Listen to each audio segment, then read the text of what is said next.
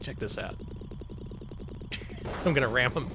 Oh no! Help! That was your worst idea yet, Oh no! Danny. The back of my chariot, the actual chariot part.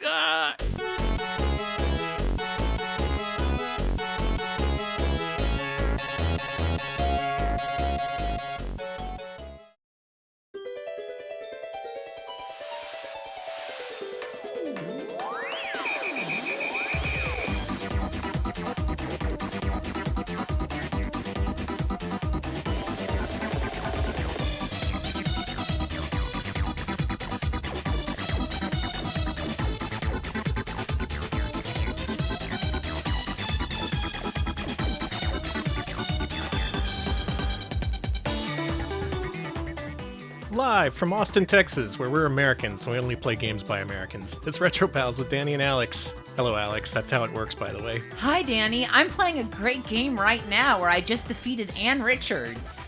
That's somehow a real game that Alex showed me before the show. What's this game called? It's called Animation Throwdown, and I defeated her with the power of illegal drugs. Nice. Yeah. That's what American gaming gets you.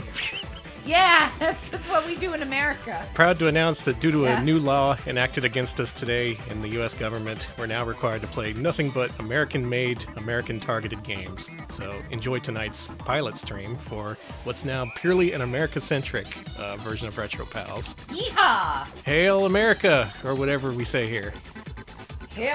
We're always saying Hail America here. I'm going to have to come up with more pro-America slogans. I'll have to think that over. But in the meantime, why don't you thank some folks, Alex? All right, I want to thank some folks real quick. Thank you to Devil Ray for the 72-month resub. Oh boy, is it Rolo to the rescue time? It is. Rolo, that checks out. That's an Electronic Arts game. Thank you.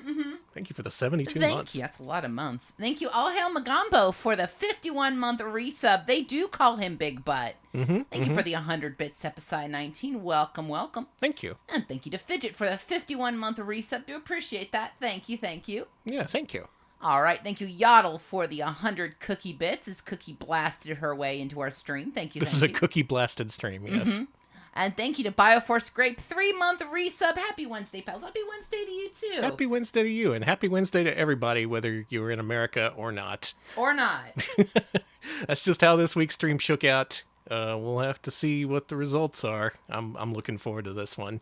So this is how this week's poll turned out. Sorry, my VTuber isn't working, so I'm just doing some quick We asked work our here. patrons, which games did you want to see? Did you want to see games made by Raya Systems for the Super Nintendo, or games made by RazerSoft for the Sega Genesis? In the end, the sickos won. The RazerSoft fans won. And we're going to see some of their games, in addition to a whole bunch of other stuff, because I realized after the poll, RazerSoft only made like 5 games. And also, if I were to just show you them back to back, it would be like punching you in the face with no context. Yeah, don't do that. I have to, at least through the magic of streaming, wave my arms around and appear kind of threatening before I just suddenly punch you in the face. So at least you're ready for it. That's the way I look at it anyways. So what we're going to do, ideally, is cover the first wave of US-made, US-produced, US-published Sega Genesis games that started off as a system from Japan, the Sega Mega Drive, made it over here with a whole bunch of localized games from Sega and other publishers. But then the Americans got into the market. They decided, hey, looks like a good console you got here. Would be a shame if we made some games for it. And so we did. Electronic Arts and several other, I guess, how can you say this? Entrepreneuring companies decided to descend on the 16-bit market and produce a whole bunch of games for our delight. So what we're going to see today, in addition to the RazerSoft games, is a whole bunch of games that are they have a distinct flavor compared to Japanese Sega Mega Drive games. These are games that are often a little bit gritty, a little bit grungy, crunchy, twisted, textured, that sort of thing. Covered and smothered. These are games that are often kind of technically not too well put together sometimes. You can expect to see games with low frame rates and just kind of strange performance issues, often because they're ported from other platforms. Also, these games often have really harsh, bizarre soundtracks. I loaded up half of these, and a lot of them start with like a big wow, or a bang, or a doom. It's just something with U.S. publishers. Like the first thing you do with a new Genesis game is you got to blast the player with like some gong noise or like a big bass-boosted bass note or something. Sounds about right. So look out for janky games, PC ports, strange concepts that attempt to fill niches in the Sega Genesis market, and of course, bwongs and bwangs. And wongs. And wongs. And wongs. So real quick, I'm just going to do a little troubleshooting as my VTuber has decided to stop working, so... Where'd I go? Where'd you go? I'll be back in a You're second. missing. I'm missing. We're restarting the Mario. phone call here. Mm-hmm. Sega Genesis made in USA. So I decided to get a little ambitious, considering the RazerSoft catalog is only 5 games. And I put together a list of 55 games. So instead of being a really short stream, this may end up being a very long and complex stream. We shall see. I may end up skipping a whole lot of games. Some of them I'm just not interested in, or I have nothing to say about them, but I do want to show them off, because this is essentially going to be from July 1990 through the end of 1991, games made and produced first in the United States of America. Are we ready to go? USA! USA! Yeah, we're ready. All right, let's go. Game number 1, the first American-made, American-published game for the Sega Genesis. It's from Electronic Arts.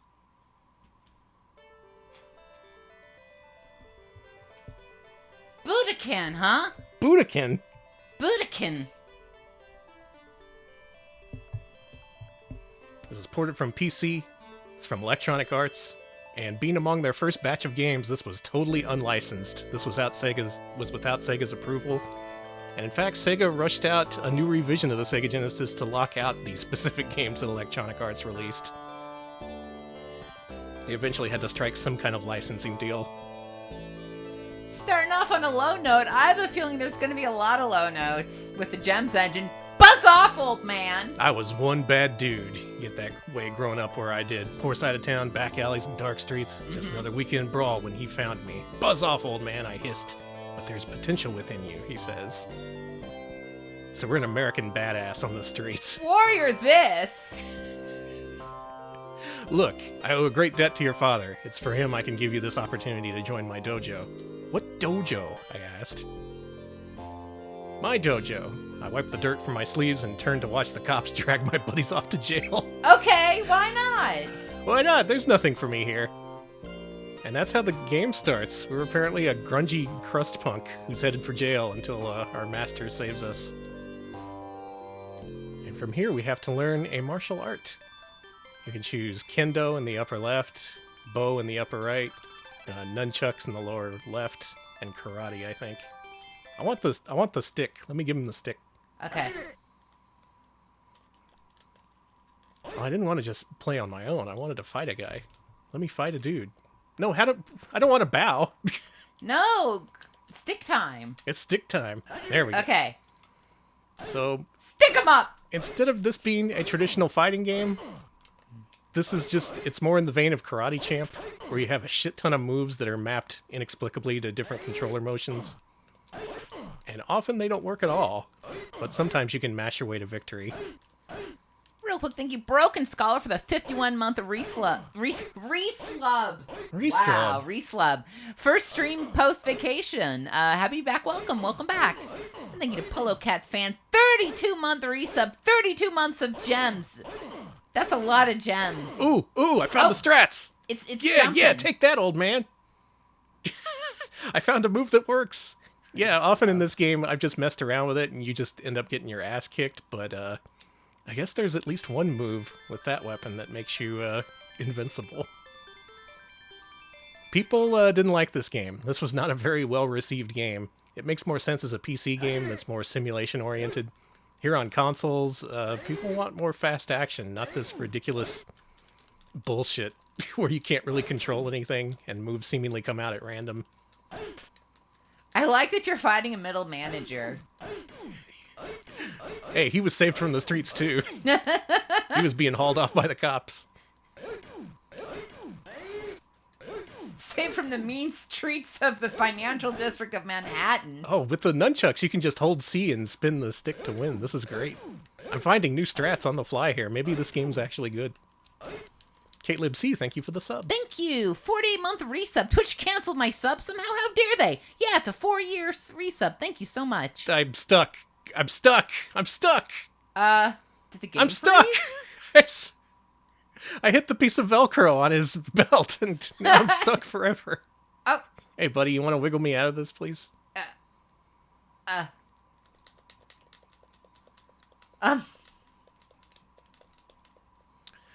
All right, that's Budokan, the first unlicensed, Going good. U.S. released, U.S. made, U.S. exclusive for a while video game for the Sega Genesis, released in July of 1990. Next up, what do we got? Thank you for the 25 bits. It doesn't pass the trademark section system checks. Okay. Populous. Oh, now there's some Sega Genesis music. Wow, wow. Ported over from PCs, the brainchild of Molyneux, Peter. That's his name. Is Grover in this game? We've been having some Grover hype. I'm looking for Grover.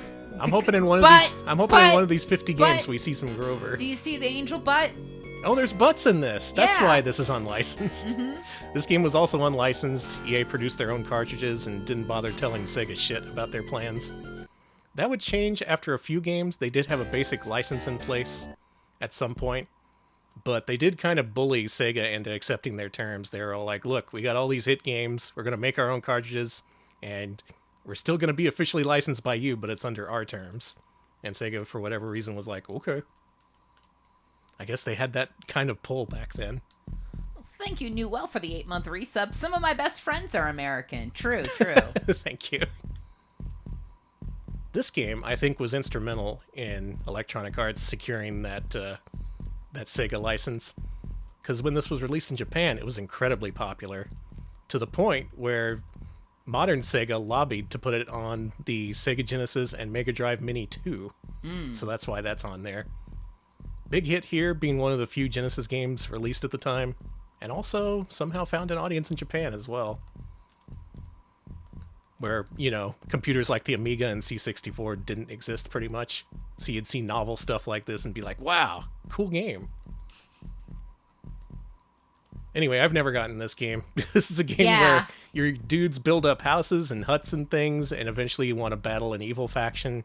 And you do this through raising and lowering land and causing earthquakes and stuff, but... Yeah, I could never figure this out. You need to build up a lot of mana, I know that much for sure. Still, this is regarded as a pretty good port, better than the Super Nintendo one that would come later.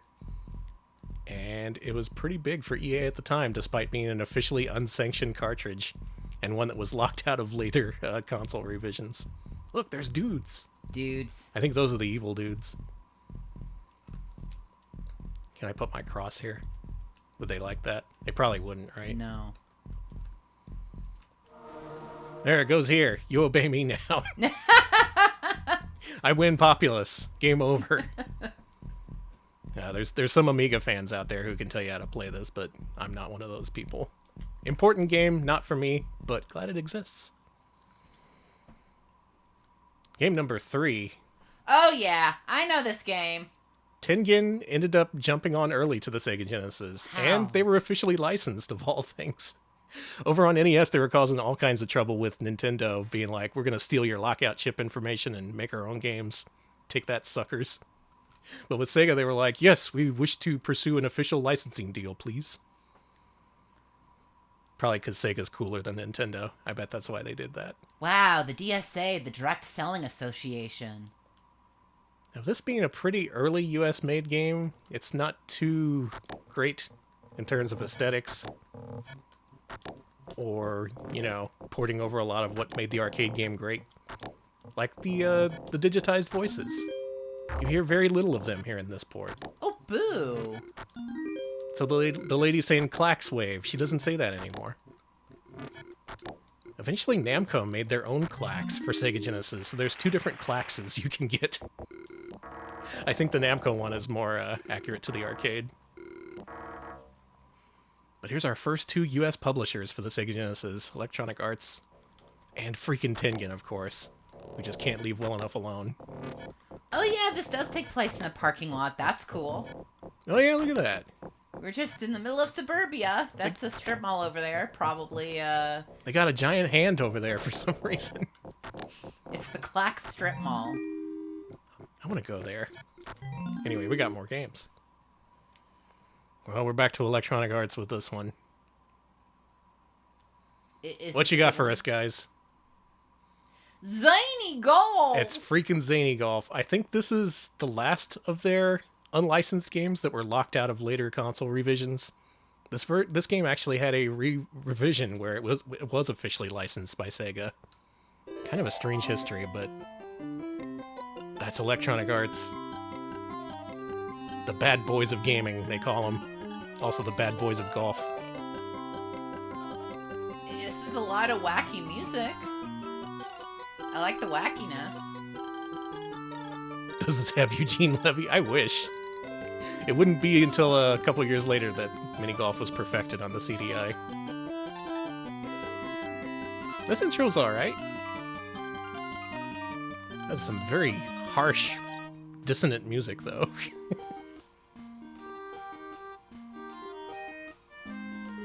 Hey, Sega Genesis, can you play me a lullaby for my my 1-year-old son? Sure, here you go. Honk. Wow. Thunderbirds Cartman. EA, the Dark Castle of the Green Dog Genesis. Yep. Pretty much. Thank you. Let's play some freaking Zany Golf. I'm terrible at this game. It's the Wacky Windmill. So look how this game runs. Speaking of poor frame rates and poor optimizations. This was ported from PC, where it has a pretty intense physics engine in place, which the Sega Genesis couldn't really do justice to, but it tried.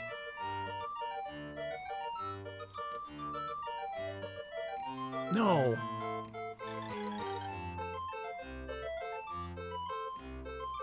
Go in the freaking place. Go here. There we go. Yeah, I like the clown music. Clown penis dot music, clown penis music. We're having a great time. Oh, look at that shit! Nice! Hey, you got par. Totally planned. Totally intentional. Alright, it's Hamburger Hill. I found my thrill on Hamburger Hill. I'm sorry. Before you start this hole, you have to get that hamburger bouncing by mashing the A button. Thank you, MacMaram. 66-month resub. I'm not sure about this music. Well, now the hamburger... Oh my god, that's a bouncy burger. Oh, we got a bouncy burger. Thank you for the sub. Thank you.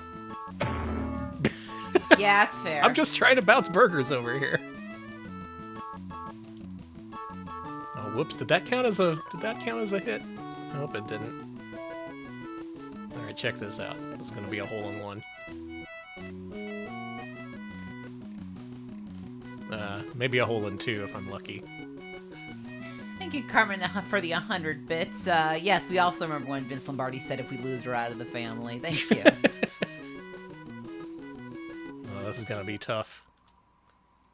I have to have a light touch. I have to not hit the burger. Avoid burger.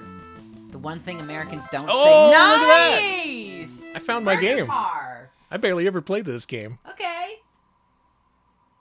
It's Will's Walls. That being Will Harvey, the guy who made this game. He also made the Immortal, which, very different and very much gorier game than this. Yeah! Really, huh? It's true. I deserve that. I deserve that ban. Let me know if the clonks are like way too loud or need the volume adjusted. I did tweak them a little bit before stream. I don't want to do this. Anyway, next game. Zany Golf's pretty good. I think I like Zany Golf. You a Zany Golf fan? I'm a newly formed stan. Oh, what's this?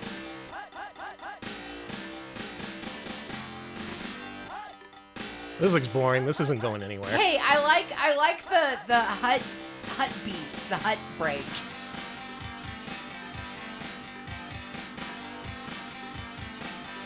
Damn, now this is some Sega Genesis guitar. It needs to sound as irritating and grindy as possible. Yeah. This is shmup music, I agree. John Madden is controlling Denver. Okay. And player 1 is controlling San Francisco. All right, let's go. So compared to later John Maddens, this is a pretty Spartan presentation. But considering it's the very first one, they got a lot right at the very beginning. Let's play a little bit of Madden football. When else are we going to do this shit? The Retro Pals have officially jumped the shark. We're playing nothing but Madden now. Are there Madden streamers? There's gotta be, right? Do they vape? The players in this game? Or no, Madden streamers. They gotta okay. vape, right? All right, check this out. We're going to go for a fake field goal. They'll never see it coming. We're going to pull on over on the old Denver Broncos. Hey, we're totally going to do a field goal over here. Psych! I don't know if there should be Madden VTubers that look like Madden. Check this out. We're going to do another fake field goal. They'll never see it coming. San Francisco would never do this twice on the first 2 plays of the game. It bounced off that guy's head. It just bonked. All right, shotgun play. Okay. Deep outs. Let's go. We got to get a first down in order to create a touchdown situation.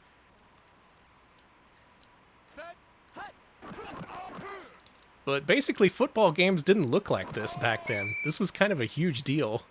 Oh, pass interference, let's go! We got the first down on a technicality. You know what that calls for? A fake punt. Danny! You and your fake punts! I'm just making a mockery of the NFL. So compared to what was on Sega Genesis at this time, even on any other system for that matter, this is great. This kicked ass. Oh, fuck yeah! Maybe I like this. Maybe I will become a Madden streamer. Okay, you know what? You be a Madden streamer. I have the best. Do they still do hot tub streams? Because I have an amazing idea for a hot tub stream. John Madden impersonator in a hot tub? Yes, but even better. Do you know where there's a lot? You know how hot tubs are expensive and you have to buy one and things like that, and this is bullshit? Mm-hmm. Well, did you know that at almost every state fair, there are so many hot tubs? So many hot tubs! Just waiting for you to stream in, like hundreds of hot tubs at every state fair. I've watched so many videos of state fairs. We're going so many hot tubs. We're going for a field goal on second down, but this is going to be a real one. I got to keep these guys guessing. I got to get in their head. Thank you for the bid. Yeah, there we go. We will call it Hot Tub Madness. It's good. San Francisco wins over Denver. Listen, Next you're game. right that you shouldn't get in a state fair hot tub because, Danny, there is one other element to this. Yeah. At I think it was a boat show a while back or a home and garden show. Everybody there who touched the hot tub water got Legionnaire's disease. Oh, okay. So we have to go in the hot tubs without the water. The dry tubs. We're dry tubbing it. Dry tubbing it. Yeah. That's so fair.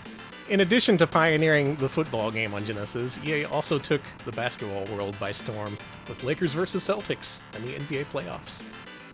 At this point, they were definitely officially licensed by Sega. I assume they had to get everything on the straight and narrow to get the NFL and NBA licenses. Listen to this music. I guess a hot tub without water is just hot fiberglass. Oh, look at that cute little touch there. Oh, that's cute.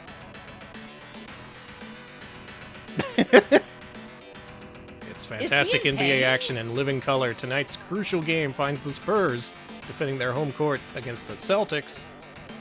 This one's gonna rock and roll. Let's go down the court. Oh man. Oh man. That is a very loose interpretation of David Robinson. I love Larry Bird's face. He looks like he's biting his lower lip and he's like... Larry Bird is a chipmunk. He is! More like Larry Chipmunk.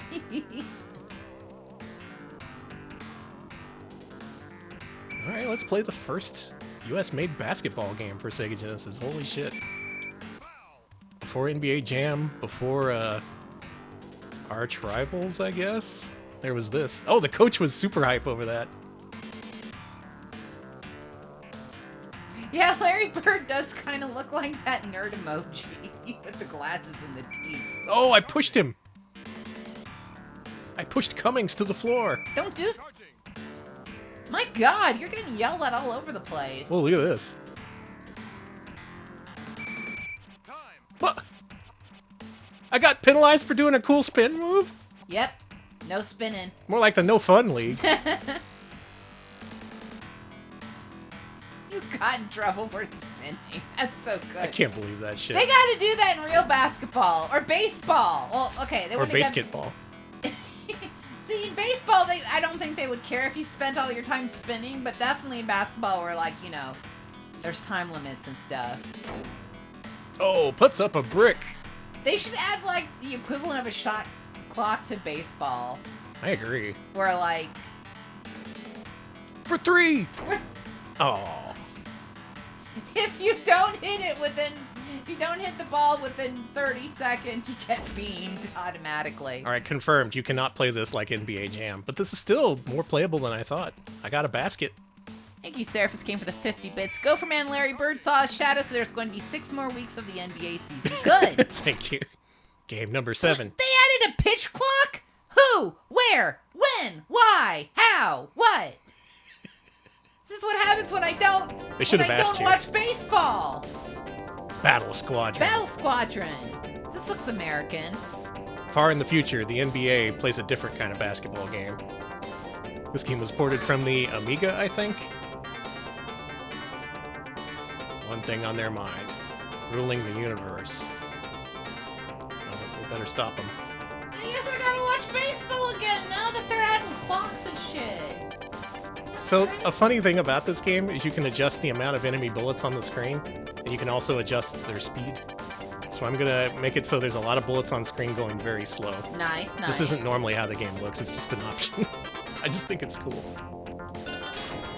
Right, there's my bomb. So doing this creates a different kind of bullet hell, where the hell is slow bullets. It's actually very loud. Can you turn it down for us? Thank you. I didn't think these games would get grindy and loud enough to make me say turn it down, but old man Danny has had enough. Welcome, Mild Mole. Yeah, this does take place in the Space Jam universe. Those are the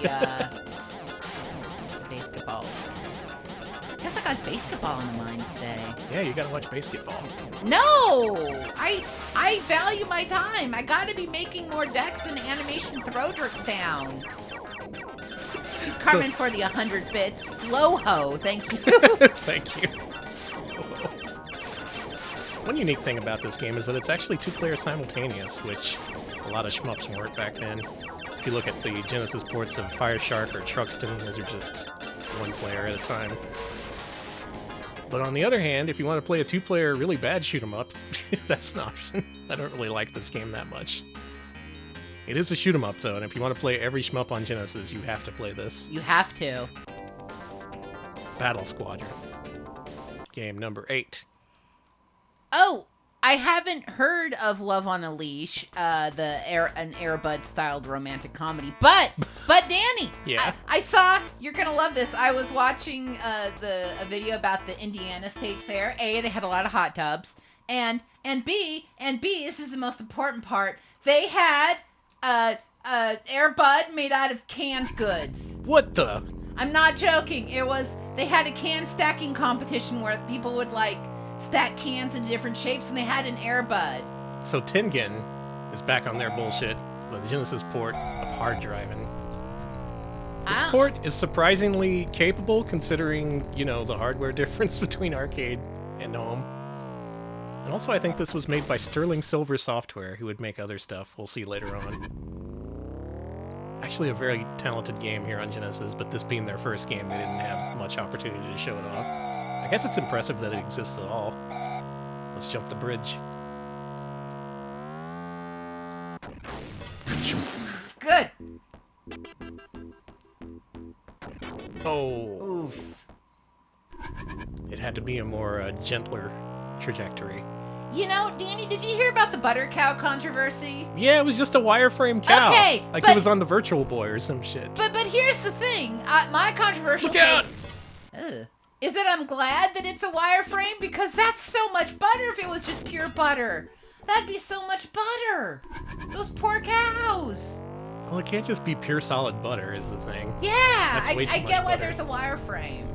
All right, you ready to see a sick trick? Yeah. Check this shit out. Watch this. Watch this. Yeah. Almost made it. Whoops. Slipped right off. Oh Looks my like the God. butter cow was driving this car. Butter cow rumors. Yeah? Philip the snowman heard from some people who work at the state fair that the butter smells really bad. No, fuck! There was someone else on the loop. Okay, also there's confirmation that some cows are pure butter at certain state fairs. Well, I think that was the Illinois one, was the one with where they were removing the butter. Next game, the 9th North American made and American produced video game for Sega Genesis was this one. Oh, and at the Indiana State Fair, they don't have a butter cow. They have a cheese cow. Oh my god. This is the introduction of Accolade, Oh, hello, Accolade. another unlicensed developer for Sega Genesis. They didn't pay Sega shit for their cartridges. They made their own. They released this on their own. And later games would also be unlicensed, including one of their biggest hits, Bubsy. I have never been to the Texas State Fair. We gotta go sometime. I want to see Big Tex. I want to watch Big Tex burn down. No, I guess I don't really want that. What is this? This is Ishido, The Way of the Stones, a puzzle game from Accolade before their Bubsy days.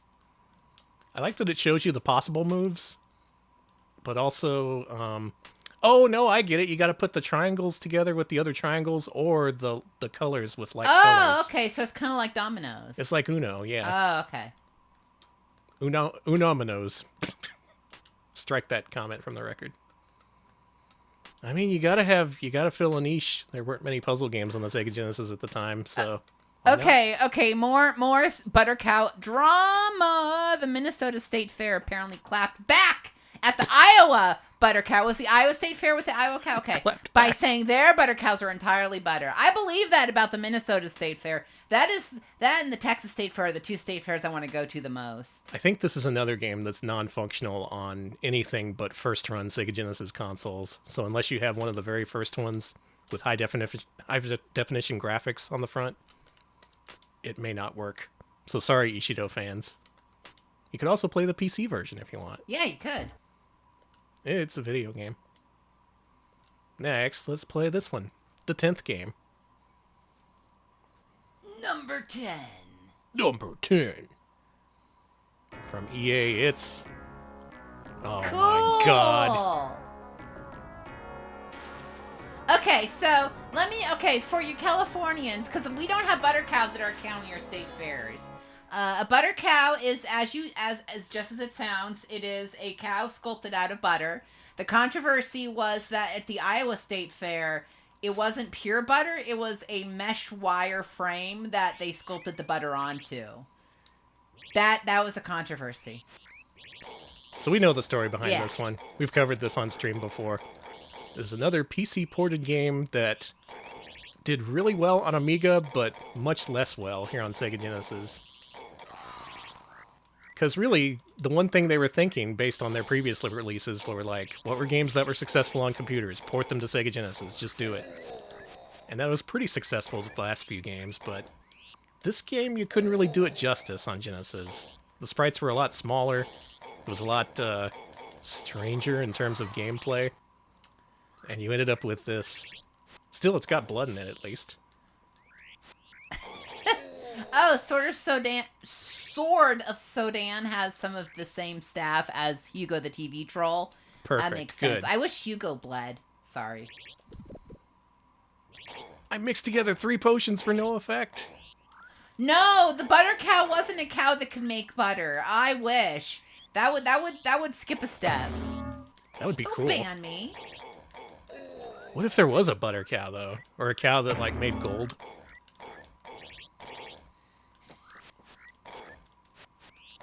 We gotta play through Amiga's Sword of Sodan sometime, because this game gets a lot of shit, rightfully so. And it gets even more shit in Japan, because Sega themselves licensed this and published it in Japan long after this US version came out. We're talking end of 1991, after Sonic the Hedgehog. So, even though this made a sort of sense as a really early release in the US, when it comes to the Japanese release, it's not the same context. Tomorrow. Just releasing this shit out of nowhere after Sonic the Hedgehog. Like, what the hell are you doing? Low blowing of Sodan. Thank you for the bits, Cartman. Next up, game number 11. What could it be? Is it going to be good? Oh, it's our first RazerSoft game. Yes. Okay. This is what the patrons wanted to see. This looks like it's going to be an adult game. I'm sorry. Yeah, so they position themselves as a producer of quote-unquote adult-oriented software for Sega Genesis. So they specifically set out to raise some people's hackles, to make them suspicious, to be like, uh-oh, should my kids be playing this? That was the aim of RazerSoft. Good, good. And here they are, with Electronic Arts and Accolade among the first people to support the Genesis.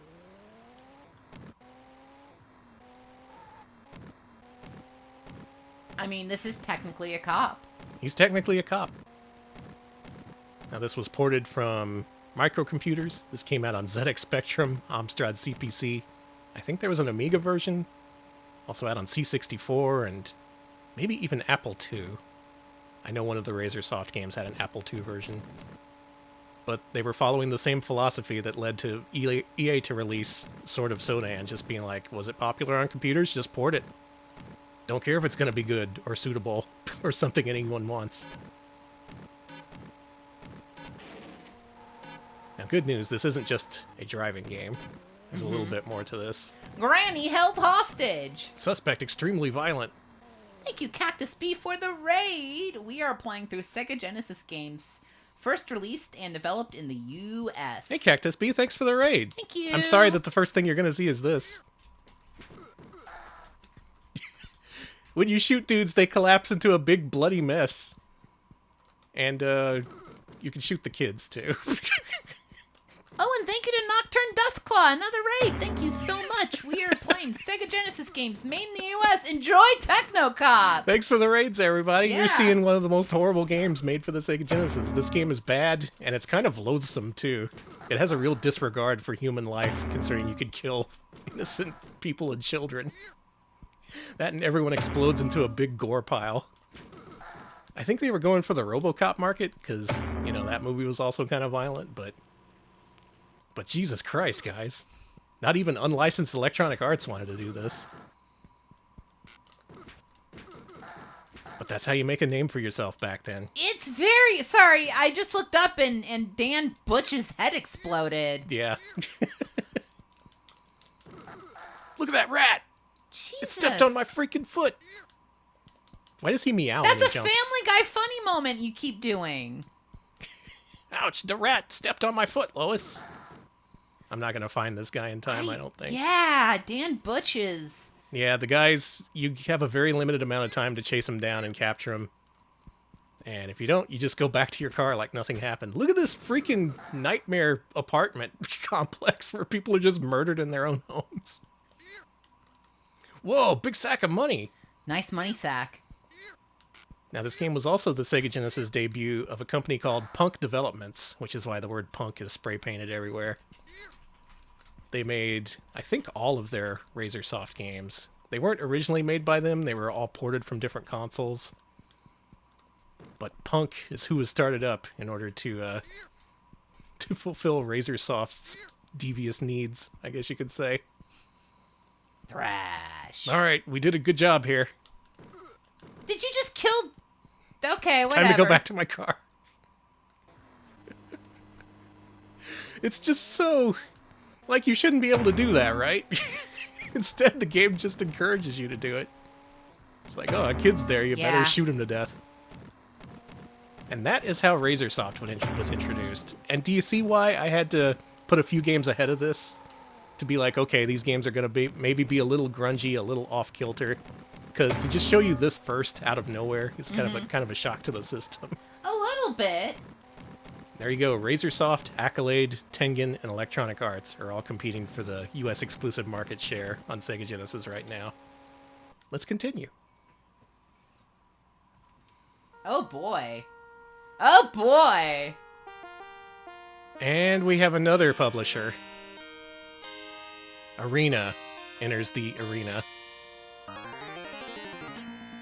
And what a debut it is.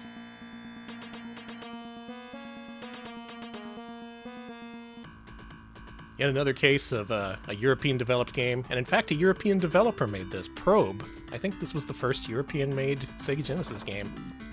However, Arena, a US publisher, first published it. And good news, I think Europe got this one too. Yeah, I love how dark this game is. Yeah, they fucked it up. They made the game half its usual brightness because they messed up a bit or something. If you go into the game's code and change 1 bit, you can literally fix it. Here lies Clara Clayton. Oh no, Marty, there she goes again. God, I love this. I love how many, like, you got defeated messages they have. That's what I do like about this, because while this game is horrible and not worth playing, the way they spin it in terms of, like, the canon is really good. Because it's part of the storyline that they make multiple attempts to save this woman and they keep failing. Like, why not go back in time a little bit further? Tell her not to get on that stagecoach. Also, in old emulators, this game would run at about 300% speed, making it extra impossible. That was so good. I missed that. I missed the underwear. I didn't reach Clara. I wish I was Mary Poppins. She died, Danny. No, Marty, I'll try again. We're gonna get this. We'll be here all day if we have to. Danny, question from Rachel. Did anyone ever get past the stage at SGE? That's a good question. I don't think so, but I did independently later on. I actually have beaten this game. It is possible. But yeah, at SGE, I often presented people with impossible challenges, and this was one of them.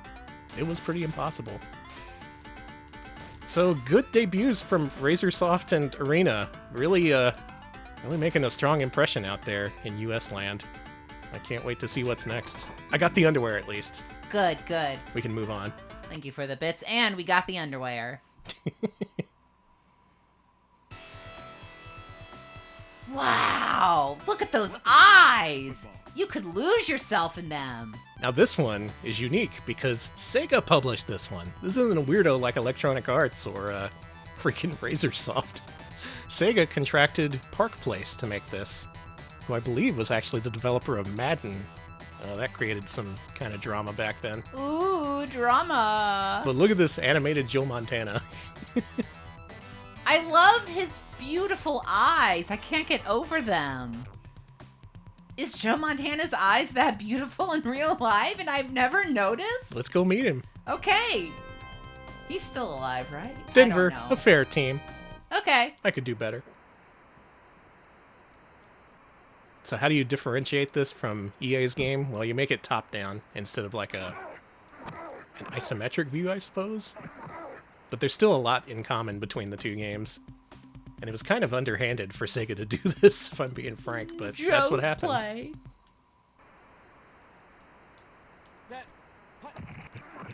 You could also say that maybe Park Place made this game a little bit worse than Madden on purpose. Maybe they wanted to strengthen their relationship with Electronic Arts. Someone who is more knowledgeable with the subject can tell me if not, but... Thank you, Game Quoter, for the 59-month resub. Do appreciate that. Enjoy the beautiful, soft blue eyes of Joe Montana. Thank you. So we're seeing some trends emerge here. We're seeing football games. We're seeing sports games in general. We're seeing gory, violent action games. A game based on Back to the Future 3 for some reason. Where can we go from here? I hope it's good. Okay, we'll see what you got. EA's back. This could be a blessing or a... Oh man! This could be a blessing or it could be James Pond. His name is James Pond. Underwater agent. Look at those fish boobs. I wasn't going to... Yeah. Once again, the product of a European developer originally, and maybe even this port was European made. I don't actually know for sure, but the first console release for James Pond was courtesy of US publisher Electronic Arts. Oh, it was UK developed. Okay. So we have them to thank for that. I don't know why James Pond 2 got so many ports. That's a good question. That's not a question I can answer. Can I? Oh, okay. Let's get the fish oil. Help! Help! I'm a fish out of water!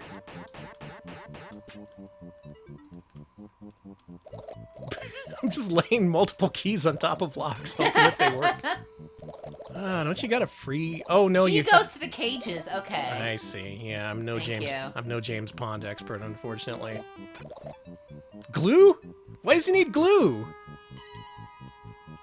It gets him stuck. Okay, James Bond. What the fuck is this game, Alex? Mission failed! It told me to go to the exit! Mission failed! Fuck off, James Bond! Pond, you are fired! License revoked! James Pond eats glue. James Pond loves to drink glue. I beat the level and it gave me a game over! Alex! Well, you should have played Fuck James better. Pond. Jeez. Oh shit, okay. M1, a Brahms battle tank. Another game published by Sega. This was made by Dynamics, I think? Oh no, Electronic Arts, huh? And Real-Time Game Software Limited. Now look at this. We're probably not going to get to this in the actual game because piloting a tank is really complicated, but this did have a 3D sort of presentation. Look at this. You've even got a little sun up there. I wonder if you can shoot it. No, don't. Actually, maybe the weather would be below 100 degrees if you shot it. Yeah, let's shoot the sun. Let's take a big chunk out All of right, it. we're gonna do everyone a solid. We're taking out the sun. We're not going to take out the whole sun, just a big part of it, so it'll be less hot. Okay, that sounds smart. Actually, this game looks kick-ass.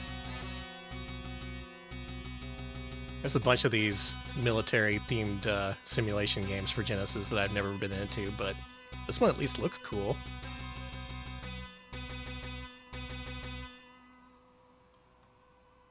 And it's got that really abrasive music, so you know it's a US game. No, I'll play the whole campaign. Oh yeah, Danny, you're really gonna play the whole campaign, huh? Oh yeah.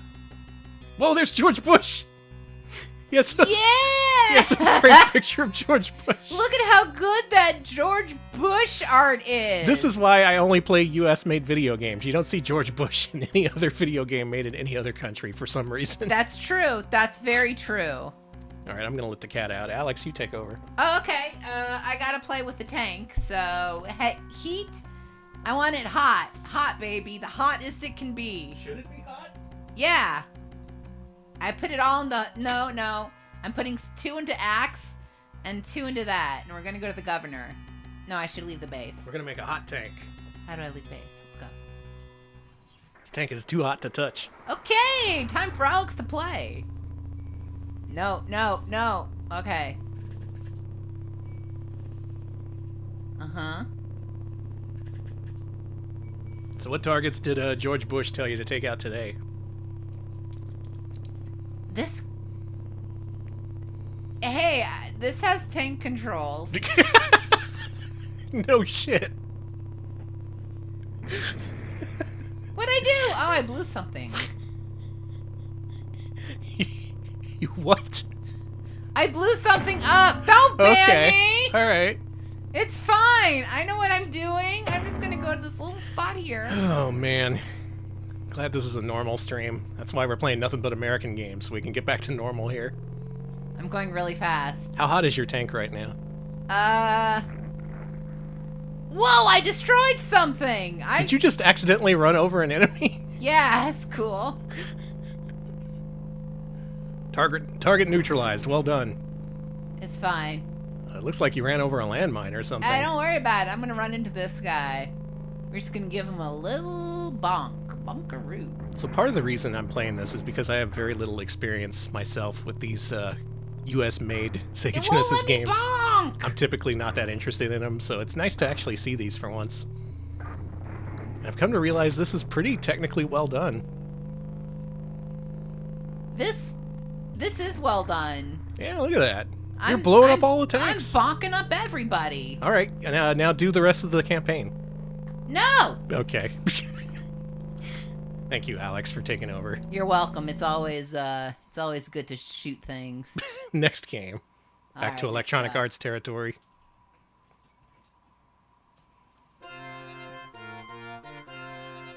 Wow! That man's exploded. So remember Sterling Silver Software, the people who made Hard Drivin'? Well, they also made this. And later on, they would make a game called Sonic Spinball, but that's a different story. This is probably one of their most successful games. Tommy Armour 3. Tommy Amore? Look at this, you get to go to the pro shop. There's books on golf, there's golf balls in little bins. Get off the phone. Get off the phone, you have a customer. Center of the tournament. Pocket sand is not a real thing. That was created exclusively for King of the Hill. Player 1, human or Genesis? We are human. We are a new player. It'd be cool if you could play against the band. Yeah. Genesis. Let's go to the PGA West Stadium. Was Phil Collins Genesis? Yeah. Yes! Big surprise, this is also ported from PC, but this is also kind of a technical marvel for its time. 100 golf bits from the Green Herring. Thank you, thank you. Thank you for the bits. Let's play some freaking golf. Oh, Fuzzy Zeller is in there. Let's go. Oh, I wish Peter Gabriel was in this game. Look at this. It's a flyby sequence. How are you going to make a Sega Genesis game with a flyby sequence in it in 1990? Yeah, it's slow, but... I mean, it gets the job done. It does. Okay. Looks good. Pow!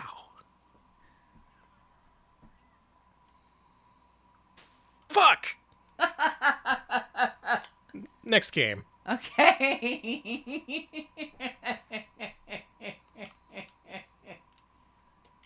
Why are you saving so much? Save less, FPGA mister. Okay. Next game. Needed to save all my campaign data there. New Vision? We have a new competitor in terms of US publishers for Sega Genesis. This is the first release from New Vision, from a planned slate of 3. More like Nude Vision. This is the only game of theirs that went released before they immediately went bankrupt. They were also making a game based on Swamp Thing, as well as an unreleased game called Beanball Benny, which you can see prototype footage on YouTube. Oh, this does remind me of Beanball Benny. Yeah, that's one of those unfortunate cases where the prototype was discovered, but it was sold on eBay, and the person who bought it disappeared. So we're probably never going to see Beanball Benny, unfortunately. But here's their one game that they did get released. We play as Kenji Ohara. We got to deal with Dr. Orca's henchman. Do you think Dr. Orca's actually a killer whale? God, I hope so. Show me Killer Whale. Kenji, come in. Oh, this team also did Drax Night Out. Beautiful. Yeah, another unreleased game. Good old Trax Night Out. So, unlike any other game we've seen so far, this is a boat-based action game where you're piloting this thing over this very large contiguous map. You can see it right here. And this game's kind of ahead of its time because it's a lot like later EA games like Desert Strike, where you were navigating around these giant maps and you have to find these targets to destroy. You got different weapons to use against different targets. So really this was just a case of the game being a little bit too early to make an impact, when if it was released later on, maybe it would have had a chance. Anyway, where the fuck do I go? There's some kind of mission here. You gotta do the Bimini run. Okay. Is that how you do it? Yeah, that's what the orcas want you to do, for sure. You rammed a sailboat! And the orcas cheered.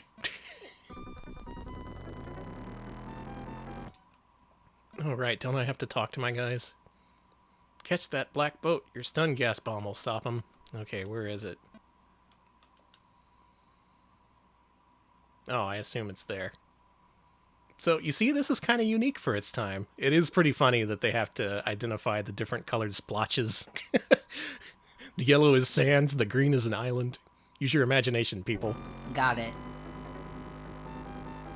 Alright, we gotta dodge these boats and find this thing on our radar. This is one of those games you'll occasionally see at the store and be like, what the fuck is this? Is this a real game? Did they make a fake game and put it here in this retro game store? No, they really made this. Oh, Yeah, we gotta go ran back you. to headquarters. This is just like Wind Waker, exactly.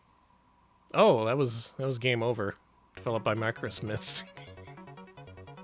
Good job, you microsmiths. Look, I've never been a boat captain. I don't know how boats work. Kenji, come in. All right, let's tail this guy this time. Okay. Whoa! That was cool. There go the kidnappers. All right, we're chasing them.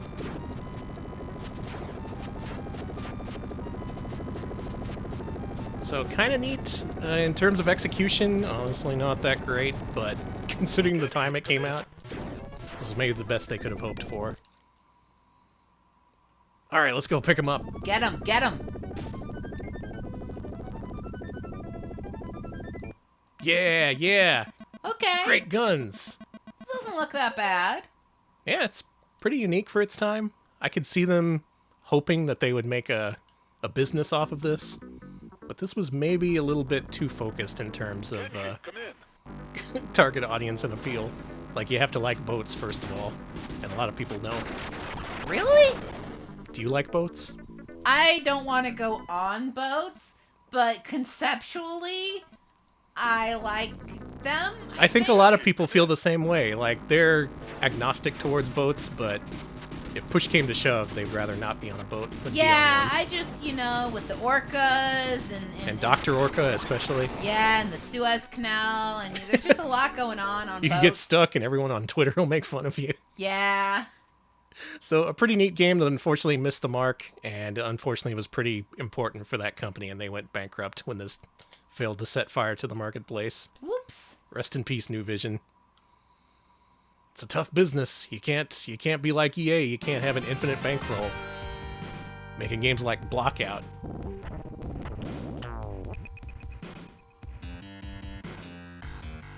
What the hell is this? Alex This is just Tetris. Alex has already lost patience with this game. California Dreams.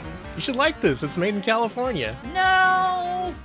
A lot of nasty things are made in California. This is Weltris.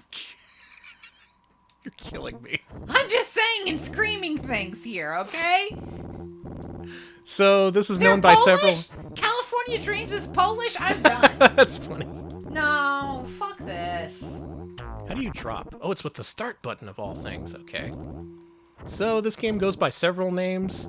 I think this developer didn't first come up with this idea. Yeah, this is Weltris. This is, I think, Technos made the first version of this for arcades, and then other people ported it to PCs. And I assume EA saw those games and were like, oh, this is an original production you made all on your own. We would like to license this, please. Thank you, Blur, for the 10-month resub. Enjoy 3D Tetris, aka Weltris, aka... Wellbutrin. Yes, aka Blockout. Would Thank you for the sub. Would you get a Wellbutrin tattoo? I saw a Wellbutrin tattoo the other day. Really? Yeah. Would you get one? Would you like... If they paid me like, Acclaim and Turok. Okay, that would be cool. It would be cool if you get your medication for free if you got it tattooed on yourself. So this Like, fills a niche. This is part of Electronic Arts' mission to bring over creator-driven software from the PC. And I'd say this is unique enough for it to be worth a release when they did it. Not too sure how successful this was, but good on you, EA. Later, Technos would officially bring this to PlayStation under the title Geom Cube, so you can play it there too if you want. Oh, a Geom Cube. I find this game confusing. It hurts my brain. But if you're a big-brained gamer, this is the game for you. We're up to game number 19. Nice. We're rushing through this library, and we have the first appearance from Ballistic, another unlicensed developer here on Sega Genesis. If you could get any brand, like, company, tattooed on you, what would you get? Look at that art. Oh my god! Sorry, I was thinking about getting an Applebee's tattoo, and then I see this art. You should get an Onslaught tattoo. I really should, actually. What the fuck is this? This is a game I'm completely unfamiliar with. I just know it was the first Ballistic release. Ah, Ballistic is an Accolade label, I see. Oh, okay. So this is all part of the Accolade grift. Yeah. Grima's attacks the kingdom of Garobai. Wait, what? Wait, it's an action game? Hang on, I thought this was some kind of strategy bullshit. No. It's an onslaught. Oh man, up to jump. And look at that little move you do when you fall from a jump. That seems very Amiga. This guy is Savage's cousin. This is the most Amiga game we've seen so far. Holy shit. And we've seen, like, almost all the games we've seen were originally on Amiga. What is happening? Can anyone explain this to me? Is this a Duke Donuts game? Has Duke played this? This feels like a Duke Donuts I game. bet Duke has definitely played this. If not on Genesis, then on Amiga. Well, who are these background? Oh, they're dead. Oh. I see. I was trying to interact with them, but they have arrows in them and stuff. Yeah, that'd be difficult. A lot of blood. Continues the the aim towards adult-oriented entertainment, which back then just meant blood. Mm-hmm. These are games for adults. Everyone's bleeding and shit. All Onslaught. blood, no nudity. I would have never expected that this game was this, but now I know it's this. This is kind of awesome, but also kind of blomby at the same time. It's awesomely blomby. Maybe I ought to come back to this. If this is a platformer, maybe we ought to rank it on Mascot Friday or something. God, we should. I can't make any sense of this. This rules. Alright, well, I found a game I want to play again. Onslaught for Sega Genesis. Awesome. Game number 20. Normal game? Maybe. More ballistic. We're now at June 1991. This is approximately 1 year after the creation of Budokan. Oh, I've heard of this. And here we have freaking Star Control. Okay, I've heard of Star Control. Paul Reich and Greg Johnson of Toys for Bob create this game that a lot of people like. More so the sequel than the original, but I'll give this a shot. Oh man, maybe I won't give this a shot. All right, look at this. Let's just do some melee combat, okay?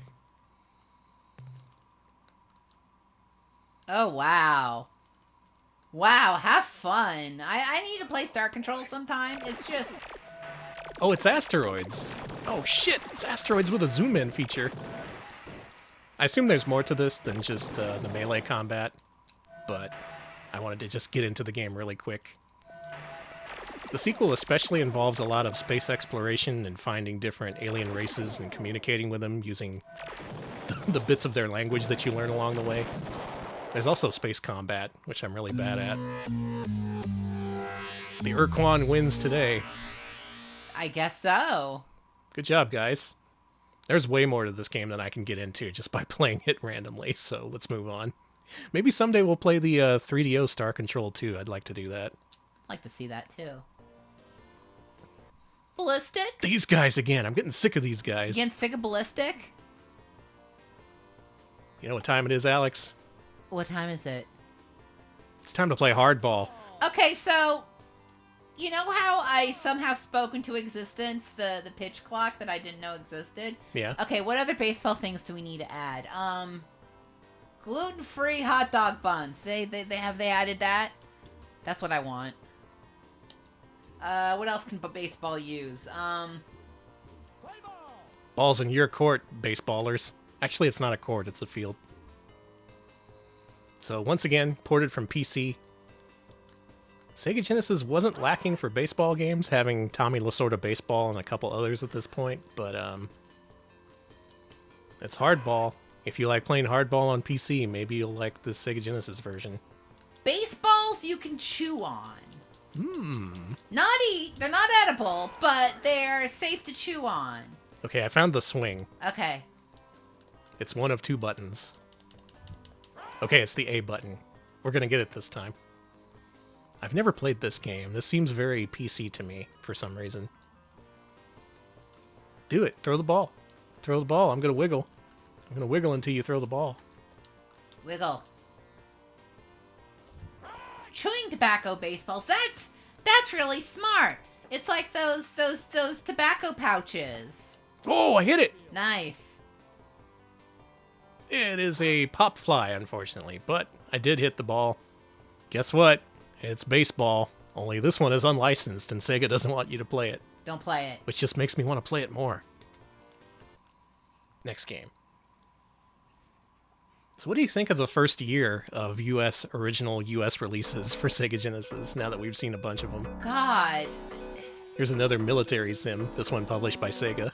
You can really see that this was marketed towards the American market in a lot of this.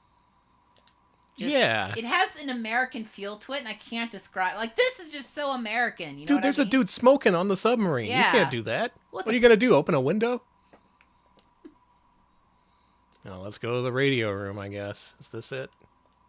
No? Yeah, see, the reason I wanted the chewable baseball is because I also would chew on that baseball. Flintstones chewable baseballs. How do I go to the radio room, Alex? Where's the radio room on this submarine? It's my first day. Is it not where the headphones are? I couldn't go in there. There we go. Shit, Here's the okay. radio room. Incoming message. You're on a submarine. Don't fuck it up. This does feel like a game for dads. Yeah, you had to have the games for dads. On NES, they had Silent Service, which only existed to be a game for dads. Ready to begin mission, Captain. Yeah, let's go.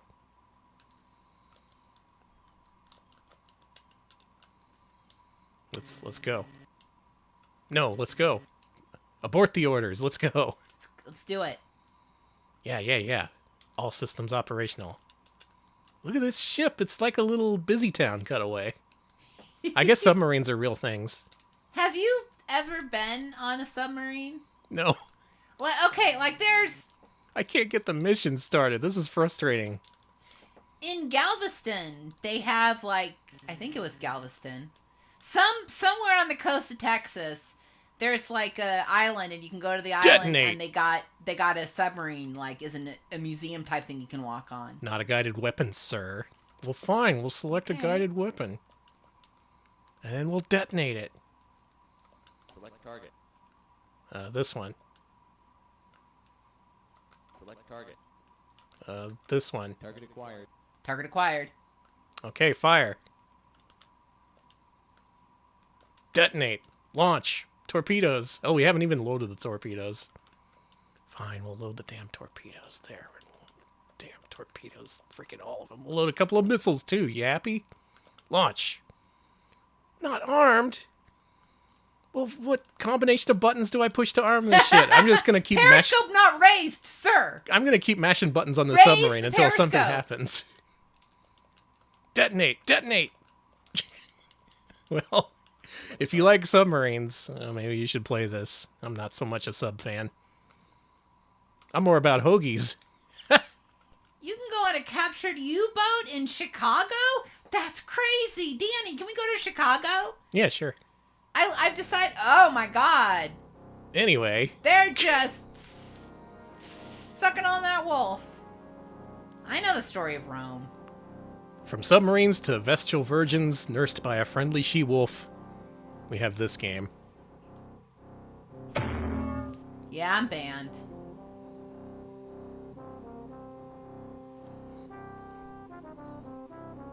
Bits of Magic produces Centurion, Defender of Rome. Oh, you know, everyone keeps saying all the things we should be doing in Chicago. Danny, do we need to do a Chicago trip to go to Galloping Ghosts?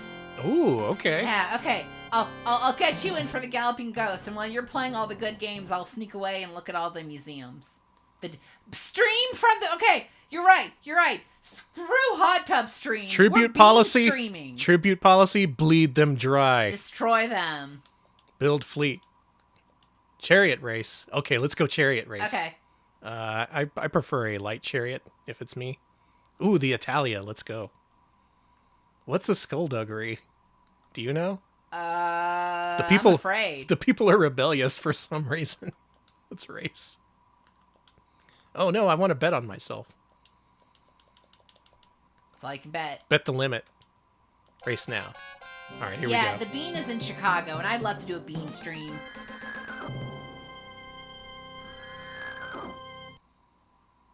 Horses sound sick. No, they love being here. Oh, I'm this horse. I'm the slow horse. Oh, your horse sucks. Oh, I have to whip them. I have to whip them in the safe meter. So this is a mostly strategy-oriented game, but you can occasionally do action-oriented things like chariot races. A little bit like Defender of the Crown, but, you know, more simulation-oriented and less cinematic. Usually the sort of game I don't mess with, if I'm being honest, but I'm broadening my horizons here. I hope you appreciate that. I do appreciate it. Where's the missiles? I armed the missiles on the submarine. How do I arm a missile on a horse? Ooh, we're catching up. Look at that other guy. He was... that other guy was having problems. You're doing good. I might win this shit. Check this out. I'm gonna ram him. Oh no! Help! That Help! was your worst idea Oh yet, no! Danny. The back of my chariot! The actual chariot part! Oh! Wee, wee, wee. The game somewhat understatedly says you failed to finish. Good. I'm gonna call that a win for us. Centurion, defender of Rome. If you want to defend Rome, you can do it. Would you defend Rome? Hell no. Okay. Back to Electronic Arts with... They stabbed the whole freaking world. Thank you, Step Aside 1960-month resub. That's 5 years. 5 years. Thanks for keeping me entertained the whole half decade. Oh my god. Well, you're welcome. Thank you so much for the half decade of support. I appreciate it. So we're playing this game, King's Bounty. Happy half decade of streams. Look at the man with the shield. Now, originally, this looked like a It's like game me. that I would have no interest in whatsoever. This is like Danny Kryptonite. But I saw Dino and BBH play through this, and they made it look really awesome and fun. So I don't know how to play this, but I want to learn, because it looks pretty cool. We're going to be Lord Palmer. Arnold Palmer, the Paladin. Delicious. Now, this is a game with a huge map you explore, and you have to find a certain thing hidden on one space of this entire world. And you find clues to it by doing a bunch of bullshit. This game's also known for its hot jams. This game is very 70s, man. Yeah, very much.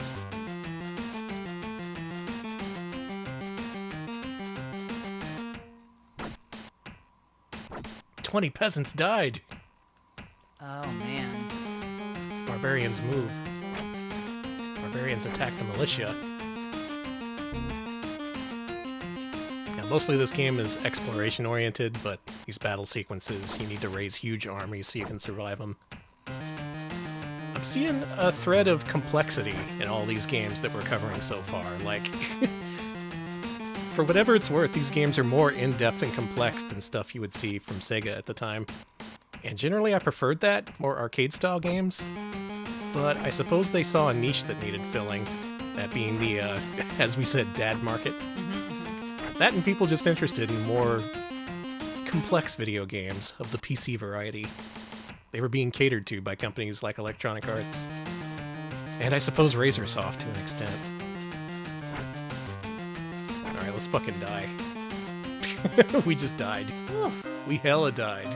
We were disgraced on the field of battle. I will learn how to play this game. That's my promise to you. We will return to this, because this game looks awesome, actually. That was awesome. Game number 25. We are in July 1991, and Electronic Arts has another game for us. A game called... Oh, these guys again, stabbing the world? Mm-hmm.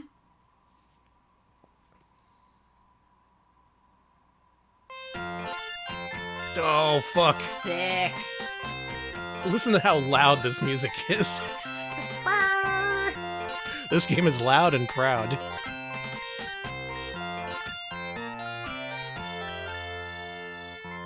Yeah, it's twanging.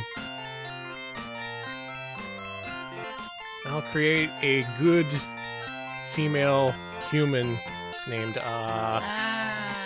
and we're gonna go to towns.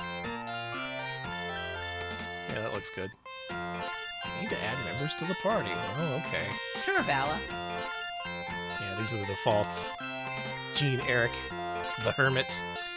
Oh, sorry, we have to leave you behind. And this game, big surprise, is another PC port. This one being a first-person dungeon crawler.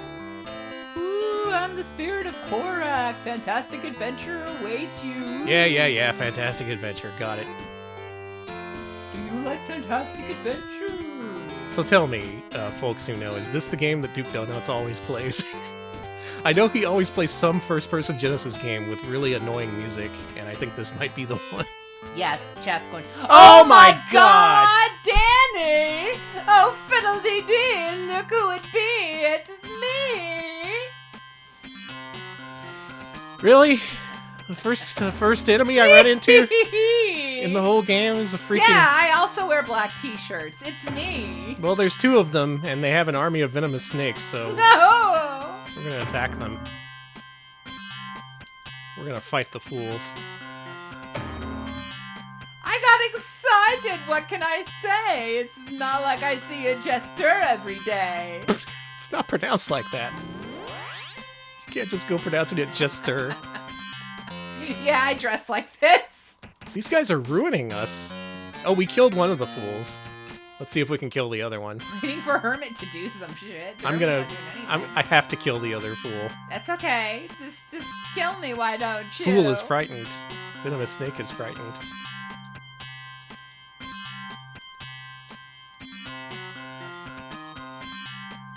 Cassandra blocks.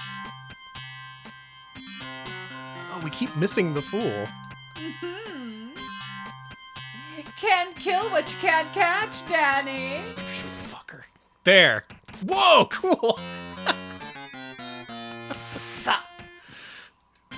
All right, well, I'm going to leave our party about to die at the hands of all these venomous snakes, but we did at least kill the party of jesters. So I'm going to count that as a W. Can't fucking believe we ran into a jester on our first That's so encounter. good. Jesus Christ. Not even the Genesis is safe. Why does the red ghost look like he's about to puke? Why is the blue ghost's hand so veiny and detailed? Most menacing hand of all. Rachel, if you have a link to the prototype Miss Pac-Man title screen, feel free to link it. Otherwise, don't bother going through extra effort. But this is Tengen's Miss Pac-Man for Sega Genesis, finally following up on Clax. They did originally make a prototype of this for the Super Nintendo where they reimagined Miss Pac-Man to be completely horrible in like a monstrous sort of way. But here on Genesis, this is a game with a bunch of options, a bunch of different mazes. You can enable speed-up mode too, so you can play it like the authentic Dairy Queen experience here in Texas. Oh boy, let's take a look at this Miss Pac-Man. What? I'm so glad you had a link to that, thank you. Think of what could have been. This is what they took from you. Everybody look at that! Look at that! Anyway, this is one of the biggest selling Genesis games of all time. It was reprinted several times. Tengen made a bucket of money on this, you can bet. And in terms of it being a good port, yeah, it is. It's good. She's making the skippity toilet face! You know what I mean? Yes, I do know what you mean. Next game. Alright, look at him go. I don't know how you pronounce that toilet man, so I'm just saying it how I want to say No, it. it's skibidi ... yes. Skibidi ... yes. All rise for the Tengen anthem.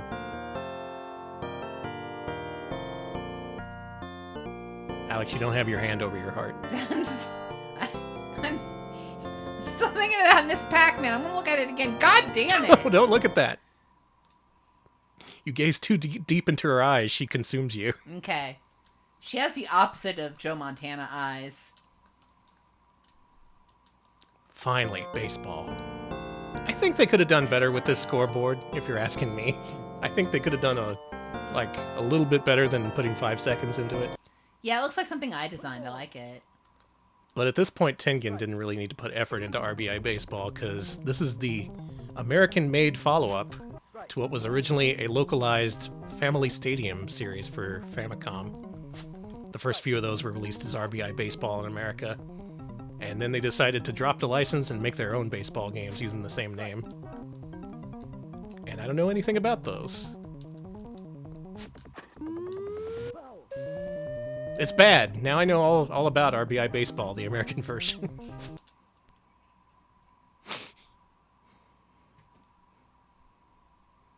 Someone brought up Bimini Run in relation to Skibidi Toilet, and I think they were onto something. We have our second RazerSoft game, Sound the Alarm. RazerSoft! Adult-oriented games are back, baby. With RazerSoft's second release, Stormlord. Okay. Show me new. He's about as nude as we're gonna get, huh? Well, speaking of nudity, originally they wanted to release this game with a whole bunch of nudity in it, but at the last minute they decided to cover up the naked ladies. You see? Oh, I see. Yeah, there exists magazine shots of these ladies with their boobs out, but before they shipped, they had to cover them up. Okay, the Amiga version still has the nudity. Good to know, good to know. Hey, you want to hear something? Okay. This was originally on ZX Spectrum, came out on Amiga, Atari ST, C64. It was one of those multi-platform games. Developed by Hewson originally, but Punk Developments, the people behind Technocop, reported this to Genesis. I remember the ad for this in magazines at the time, because there was an unattributed quote in it that said, "If you like ghouls, Stormlord will blow you away." The implication being ghouls and ghosts. Uh-huh. And I was like, I love ghouls and ghosts. Will this game blow me away? So I rented this. An ad made you rent it? Yeah, and it sucked ass. This game's horrible. This is the kind of thing that makes sense as a ZX Spectrum game, but here on Genesis... Oh, you got fooled by an ad. I'm so sorry. And all the pre-release hype over the naked ladies, which weren't so easy to see back then. Yeah, it's You had true. to rely on your consoles to get your nudity. So it was disappointing on many fronts. Yeah, back in 1990-91, if you wanted to see nudity, you'd have to, like, get that book by Madonna, and that was it. There's one of the puzzles you can solve. If you swap one of the items with the honey, and the bees are on the screen, they go for the honey. Oh. And you can save the fairies. This game got RazerSoft in a lot of trouble, even with the covered-up naked statues, because for whatever reason, they decided to manufacture their own cartridges for this. And that's not something you're allowed to do when you're an officially licensed Sega third party. They said, no, we gotta make the cartridges. That's how we make our money. But for some reason, RazerSoft was all like, oh, we're gonna honor our agreement like 75% of the way. We'll just manufacture the cartridges. You're fine with that, right? And Sega was like, no, we're gonna sue the shit out of you. And they did. The matter was eventually settled out of court, but it did hobble RazerSoft significantly, which is why they only ever had 5 games released. It's because of freaking Stormlord, this game, this piece of shit. So after this, we'll see a couple more RazerSoft games made by Punk Developments, and then the founder of Punk saw the writing on the wall. They were like, you guys are idiots. Why did you manufacture your own cartridges? I'm going to take my team and go start up my own company. We're going to call it Iguana Entertainment. Oh! So something good came out of these games, but it certainly wasn't the games themselves. God, this game sucks. I'm still mad at this game. You're just mad that This is like advertising worked on you. Well, they got to me. I do like ghouls in general, and ghouls and ghosts, and they gave me stupid bullshit that was on ZX Spectrum. Yeah, that's fair. I guess if you weren't expecting the ZX Spectrum, you know. Also, there's a time limit, and depending on how you use the items, you can become soft lock in any of the game's levels if you Ooh, I love that. if you don't use the items wisely. There is nothing good about this game. Other than the fact that it was on ZX Spectrum and it was a pretty good action game there, it just doesn't really translate to Genesis. So thanks for nothing, guys. We'll see some more RazerSoft games later on, but for now, it's Electronic Arts time. Quit stabbing the freaking Earth! It's fine. What are you worried about? There's molten rock down there. Eh. It's a fairy tale adventure. Okay, is this gonna be like not super bloody? Musical score by Talon. Designed by Talon. Graphics by Talent. Wow. Talon did everything. He's really talented. Ah, this is an Amiga port, yeah. Yeah. Yet another computer port, this one being a CRPG, but on a console. Cool. Julian, you look like shit. Rescue the talisman. The one thing I remember about this game is the review in Video Games and Computer Entertainment magazine, where the reviewer was just so obviously bored and sick of the game that he wrote it like log style. He was all like, 6 p.m. I spent an hour watching this guy munch on an apple to get a password. 7 p.m. Fuck this, I'm writing the review. Well, he didn't say fuck, but... I did tend to enjoy reviews back then when they were critical of games, because that wasn't too common.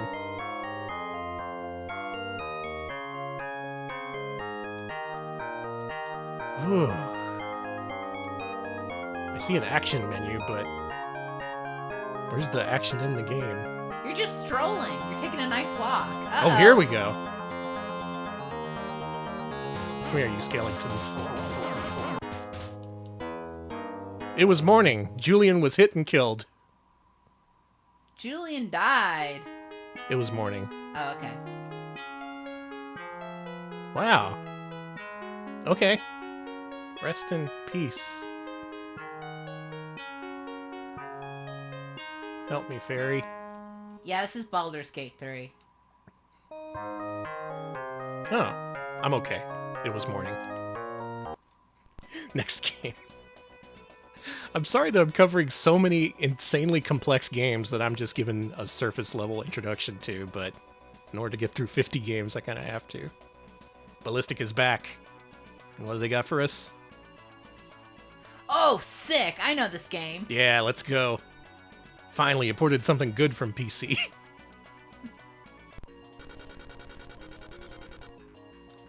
It's freaking Turrican in unlicensed form on Sega Genesis. Coming from C64 and Amiga. It's the guy with this weird weapon thing that he does. Is there like bonus items up here in this one? Yeah, there is.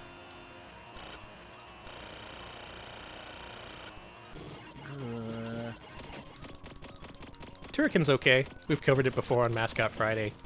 Made a really big impression on C64, where these games typically didn't exist or technically weren't possible. But somehow they made it happen. And when it came time to port it to consoles, this one I think was pretty good. I think it's the TurboGrafx one that was really bad. Original developers also made an NES port, which is somehow really good. We gotta rank that one sometime.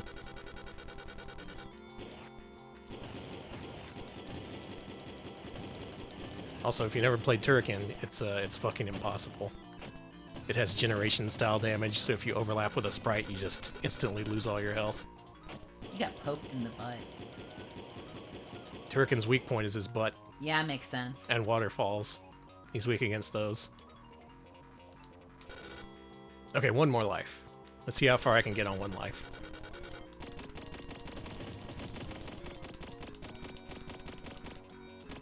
Looking good. This run's looking promising. Never mind, it's over. Turrican. They made it for consoles. It was They originally sure on did. PC. Maybe want to play that one. I think this one has more fans than, say, the Fairy Tale Adventure. Alright, is this good? Nope!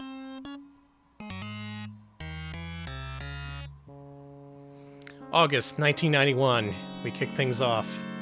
After a full year of US-made, US-exclusive Sega Genesis games, we bring in the folks from Infogrames, and Sega published it for some reason. We know this game. We hate this game. We ranked this game. Sucks ass. Chat could you- screaming, turn it off! We got some jams. Big, loud, clanking, blompy jams. This came out after Castle of Illusion, which was a Sega-made game. And Sega had the license, so they decided to produce this follow-up of sorts from Infogrames. But Infogrames cannot make a platformer to save their life, and so it ended up like this.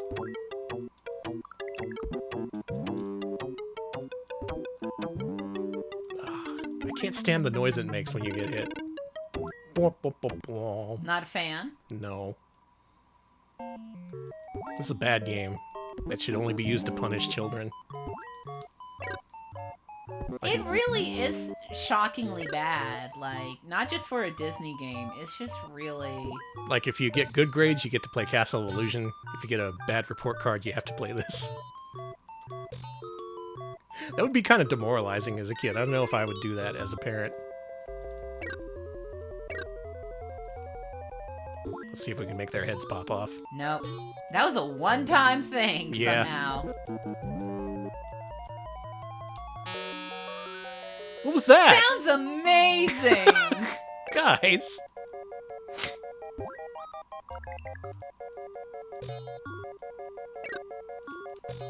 I rented this too. I'm sorry.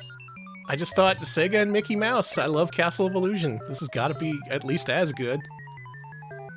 Unfortunately, that's when I learned about publishers and developers being separate things. We all got to learn sometime.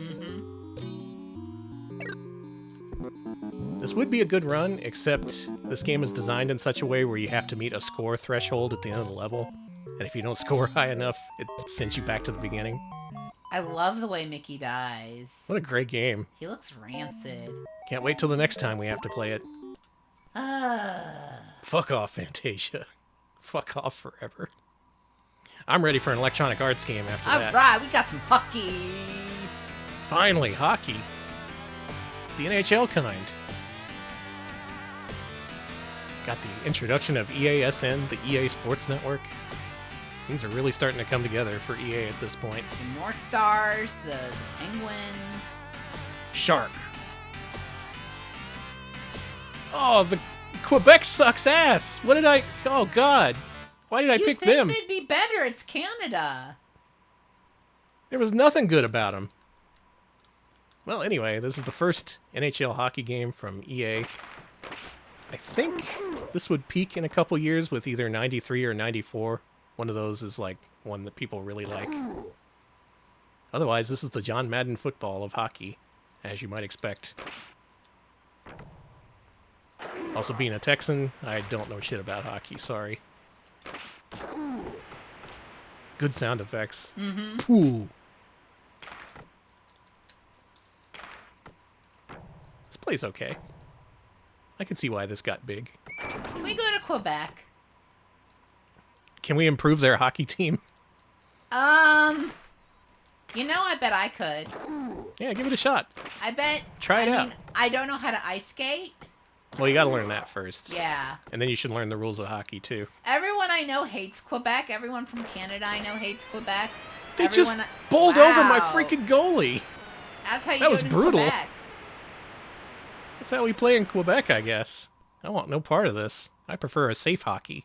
It's road blasting. Now we're talking. Another sterling silver release, so it's technically good. Like on a technical level. Everyone hates Quebec so much, I really want to go. It's like when everyone hates a movie, you want to see it, you know, you're interested. True, true. This is a port of an Atari arcade game.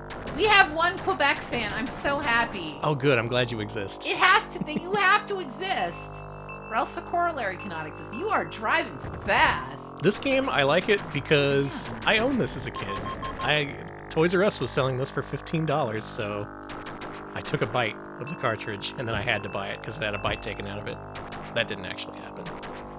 I did buy this game, though. Not much to say. It's another arcade port, which is typically what Tengen did on Sega Genesis until they had a good couple of years on them. Murphigator, thank you for the raid! Welcome, everybody. We're playing the very first wave of US-produced, US-published Sega Genesis games. So these are all kind of janky games with really grinding, abrasive soundtracks for some reason. Good, good. Hope you had a good stream. What were you up to? I like this, though. I think this is a decent port. This is actually pretty good. Like, what's the other best port of this you're gonna get? Like on the Lynx? Who has a Lynx?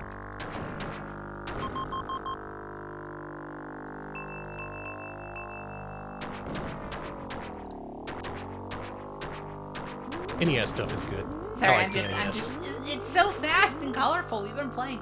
It We've been is. playing a lot of shit this stream. This Yeah, is so a whole lot nice. of military-minded simulation games, a lot of like city simulations. Essentially just U.S. publishers trying to fill in the niche that Japanese developers didn't fill. And that ends up with a whole bunch of very strange, very janky games. Like our next one, which is, let's find out. Oh. He does not look good. Now we're talking. This is a Sega-published video game made by a North American developer. So they previously partnered with an American developer for Joe Montana Football, and now they're putting the Americans on Spider-Man. And this game, who's played this game? I'm curious to know what you think of it. I don't know about this. We know this because the Sega CD got a massively improved version of this game with a theme song we played before the show. This is essentially a prototype version of that, and it is jank as fuck. I still kind of like it, though. Because the first thing you do is punch out a cop, and then... Hey, cut that out. And then you go home. All in a day's work. Good job. So Kingpin is framing you. You gotta go around to all these levels. And the gameplay is, it's not the worst, but it's also pretty... It plays strangely. The Sega CD one fixed a lot of the problems. But it also got rid of my favorite thing for the game, which I'm gonna show you in just a second here. Okay. Because the Sega CD version forgot that Peter Parker is a photographer. And here you can get money for web fluid by taking pictures. Cool. Except you can be a really bad photographer and take nothing but pictures of dogs and rats. Okay, that's what I would take a picture of. All right, check this out. We're gonna get 2 for 1 in this one. All right, both you rats got to be in the same frame. Wonderful. Nice. We got $5 for that. Double rat. This controls so strangely. Like to jump off walls, you have to hold up, otherwise you stay stuck to him. He also goes really slowly when he crawls on all fours, which is the opposite of the case on Sega CD. Like for real, if you want to play this, do play the Sega CD one.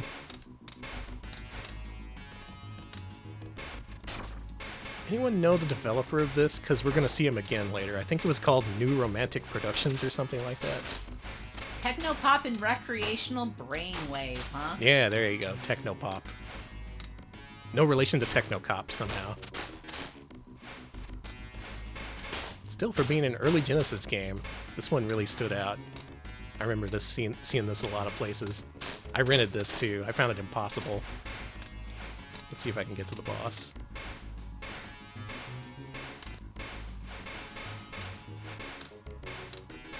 This warehouse is heavily guarded. Oh no, rat! Gotta watch out. Get out of here! The rat's gonna... Oh, God. Oh, sorry about that. Sorry to all the rat fans. It happens. It's the tragic life of a rat. It's tough out here to be being a rat, you know? Forklift! You got forklifted.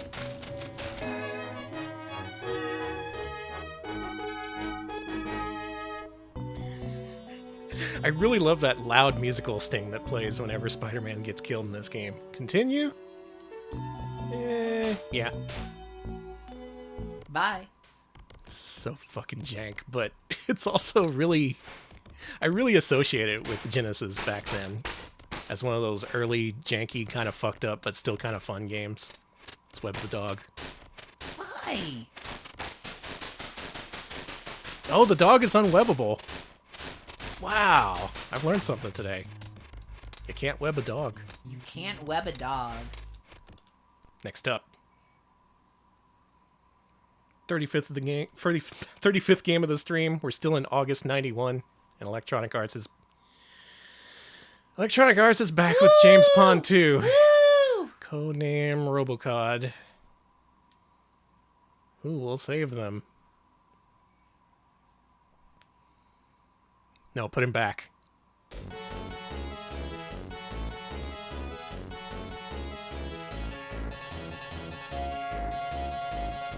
I guess I can see why James Pond became a thing now, because he was there with the Genesis so early. Mm-hmm. This is still within the first year of its release or so. Only a couple dozen US-made or European-made games at that point.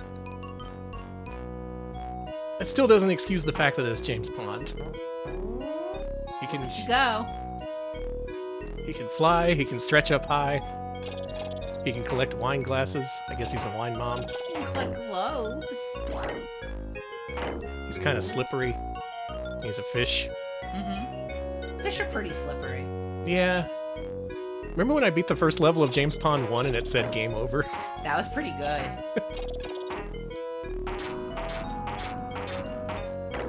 Oh, good. The game just puts poison in the blocks. I forgot about that. Don't worry about it. It's a good game. Poison's good for you.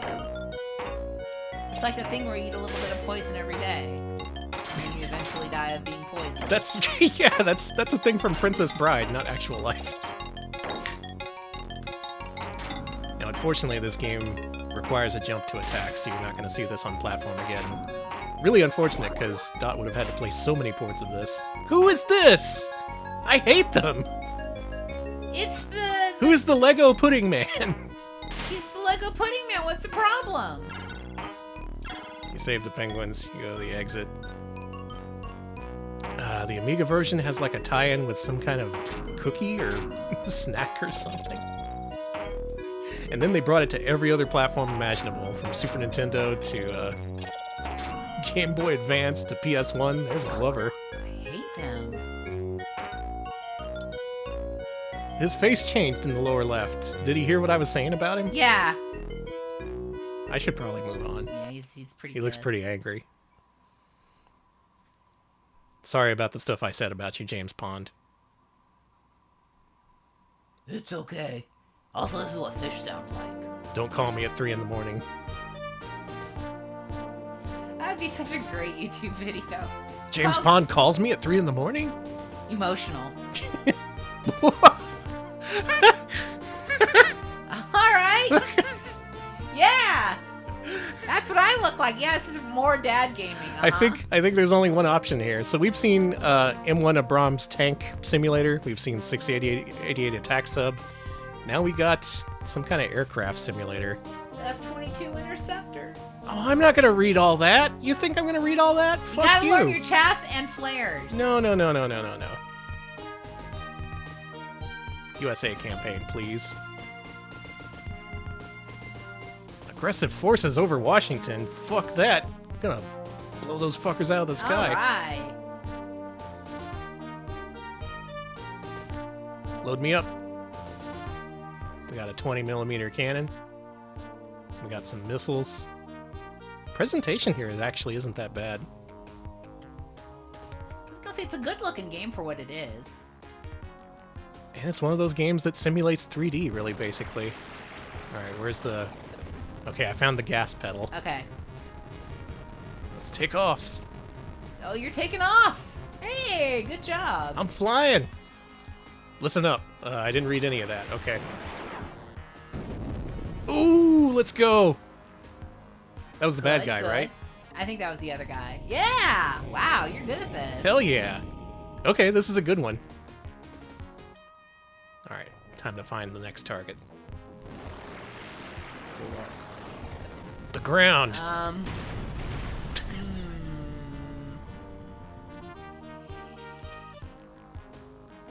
Oh, I was They hoping. still were like, good job, dude. I was hoping for a more cinematic presentation when we hit the ground, but I guess not. Yeah, they were all like, "Good try, nice work.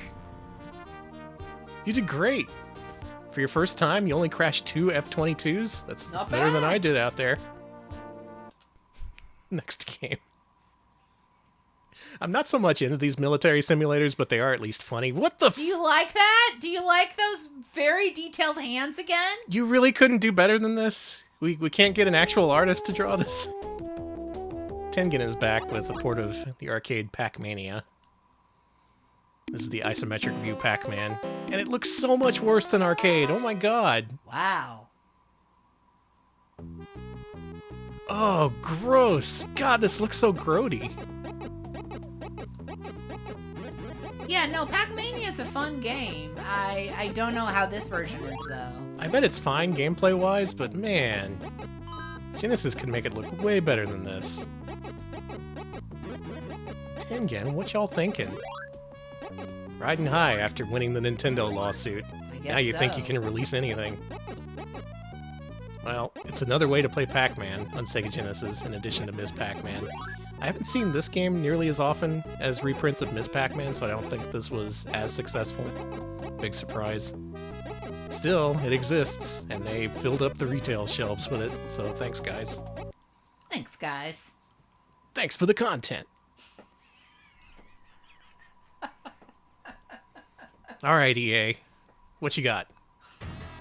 Oh, let's fucking go. Nice. Now we're getting into the shit. Now it's time to play a video game with Biff. Hey, Biff! Best of luck, friend.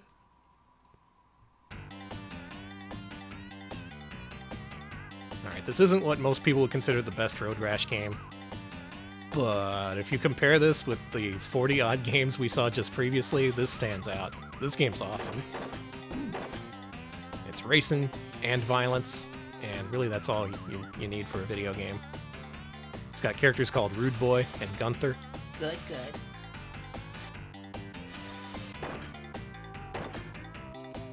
It's here you get the sensation that EA really started to feel its place on Sega Genesis. Like, it was striking out with whatever, porting whatever from PC, from CRPGs to military simulators. But far as I know, this is a Genesis original from them. And when they started making their own stuff, that's when they started to get really good. Thank you, Hulex, for the 52-month resub. Haven't been here in a while. Love the Pink Tubers. Thank you. Look at Oh, us. thank you. We're tubing now. We're tubing. Mm-hmm. Man, I wish they made tubing for Sega Genesis.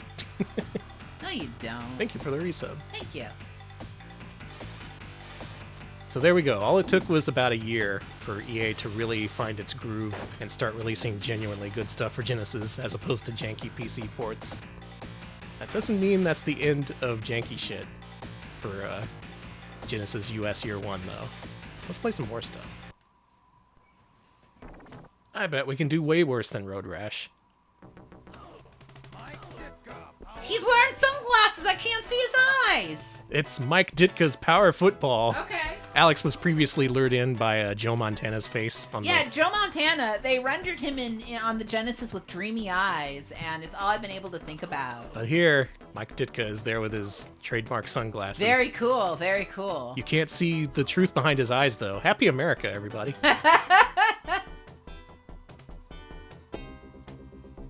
Wow, it's just there. My opponent is M. Ditka. All right, Mike. Punishing defense. Intelligent linebackers. Outstanding running back. Intelligent linebackers. Is this like intelligent, like, dance music? Yeah, it's like intelligent drum and bass. Championship caliber team with a strong quarterback.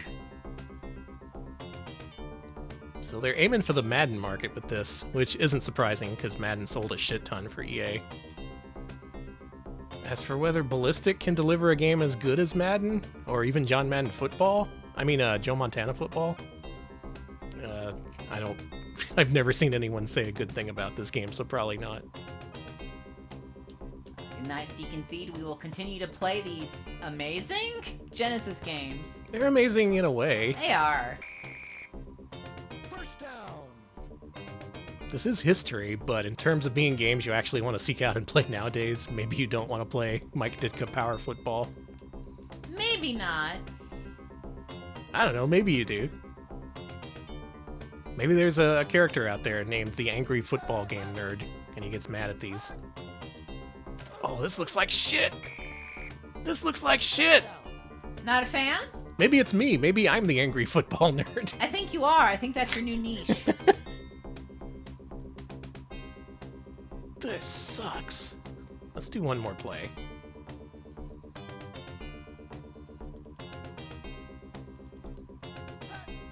Here, they'll never see this coming. Oh, come on, let me sneak around. In Madden 93, you could totally sneak past the line of scrimmage and start beating up on the other team before a play. That's why Madden's number 1. All right, I'll let him do an actual play before we move on. Man, even EA's basketball game was pretty good for being so early, but this I don't like. Not a fan? They blew it. They blew it big time. All right, next one's got to be good. Yeah, here we go. Oh no, this looks like a game I would find boring. It sure does. Oh, there's a title screen. Wow, for you. Oh, Binary systems. Another one. Get out of here. dude, listen to this.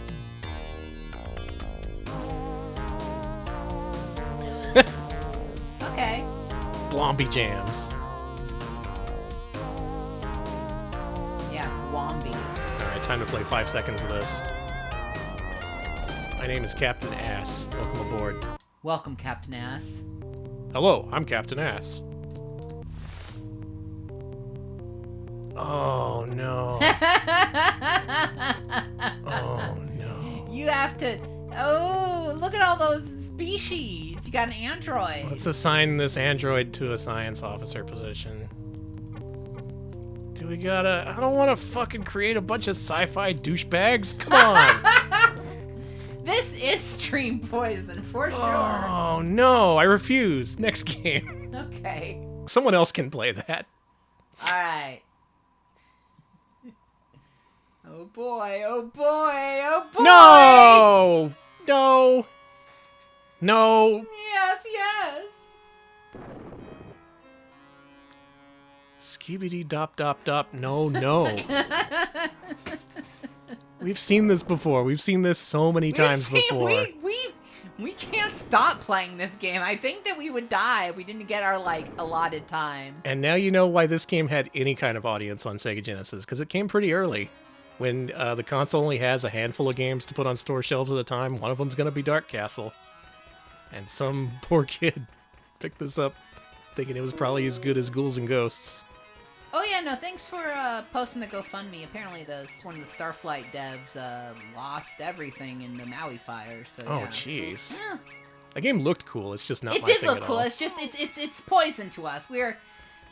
Listen, I can't I appreciate speak for your Danny. game, but it is poison to me. Yeah, I can't speak for Danny, but I'm the idiot gamer, and I need things a little bit easier to explain. Yeah, me too. Yeah.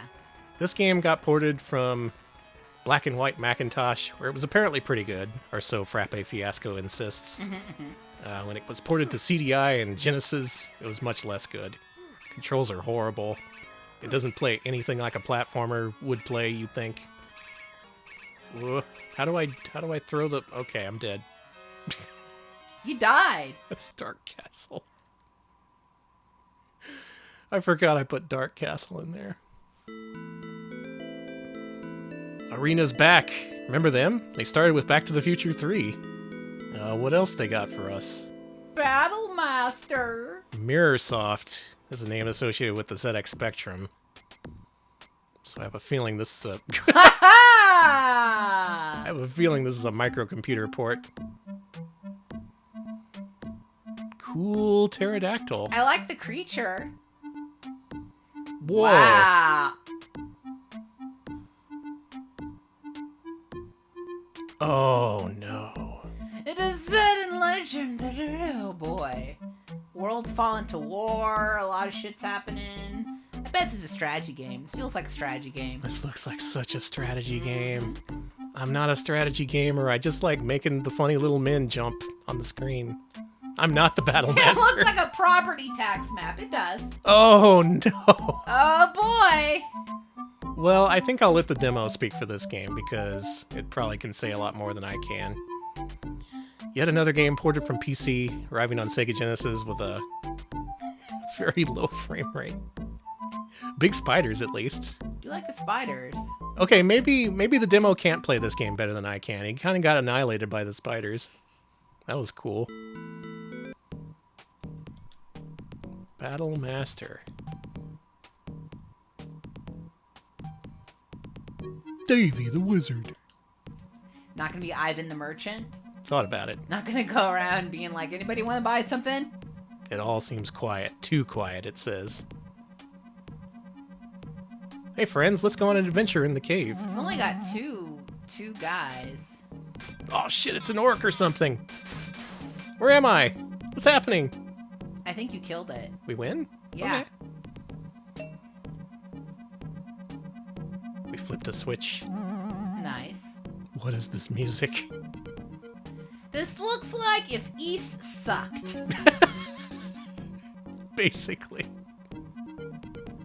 Not to cast judgment among PC games as a whole, but they had a very different aim and goal and target audience. And when that gets ported to consoles, often it doesn't come across. That's the nicest way I can put it. This seems like it would be okay. It's not immediate Danny repellent, but it's getting there. Actually, I guess it did repel me in the end. There he is! My beautiful boy himself, Joe Montana.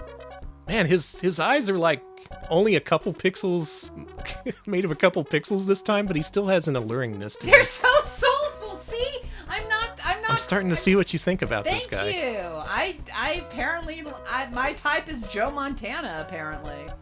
All right. So we're gonna let the CPU have a match with Dallas versus San Francisco, while we get to enjoy the this game's new feature, which is sports talk technology. Take it away, Sega Genesis. Might want to turn this one up a little, yeah, so people can Dallas hear. lines up for the kickoff. Do it. Kick the ball. It's a beauty. Caught at the 4. Across the 20, hit and stopped a 61-yard kick. First down. Cool. So they switched it to horizontal view for the second game. I think it's a different developer, too. And they have this weird sports talk technology where a weird robot talks about your football play. Is there an owl on He's the going to field? pass. He's sacked back at the 12. A loss of 8. The Cowboys have unleashed their owl. He is now wreaking havoc over the Denver Broncos.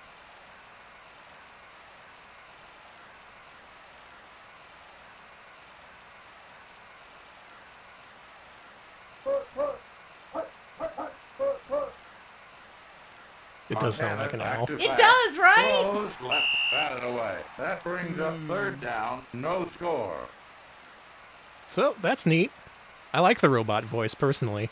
Personally, I think it's better used in the baseball sports talk game. We should stream that sometime. We should. We should. On the Sega Dreamcast Genesis emulator with the bad voices.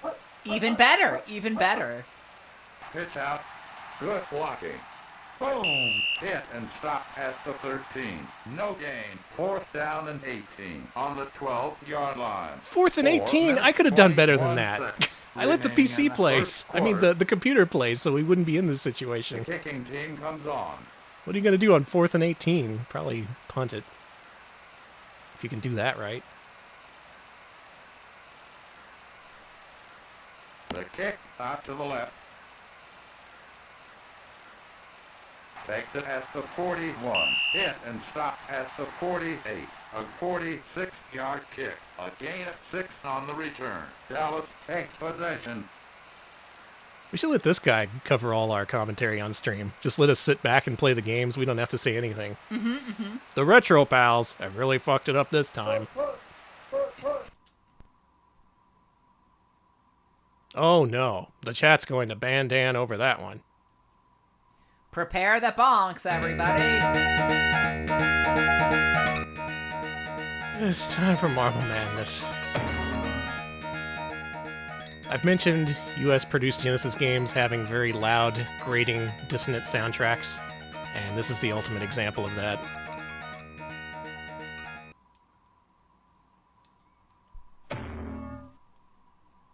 I'm assuming you're banning Marble Madness, not me. No, you're getting banned. Oh, okay.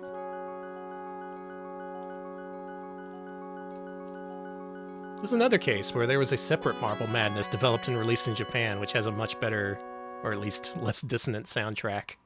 Much like Clax, they felt the need to make 2 different Marble Madnesses for Genesis.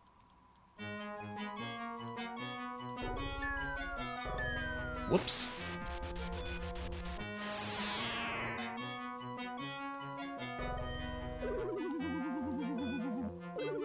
But we have to get to the level with the really bad music, right? Yeah.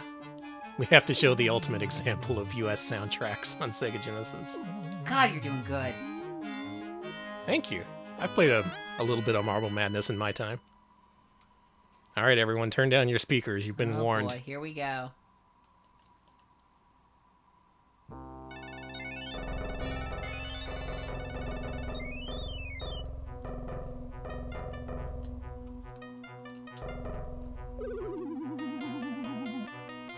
Danny, this sucks. Oh, you think it sucks now? Oh!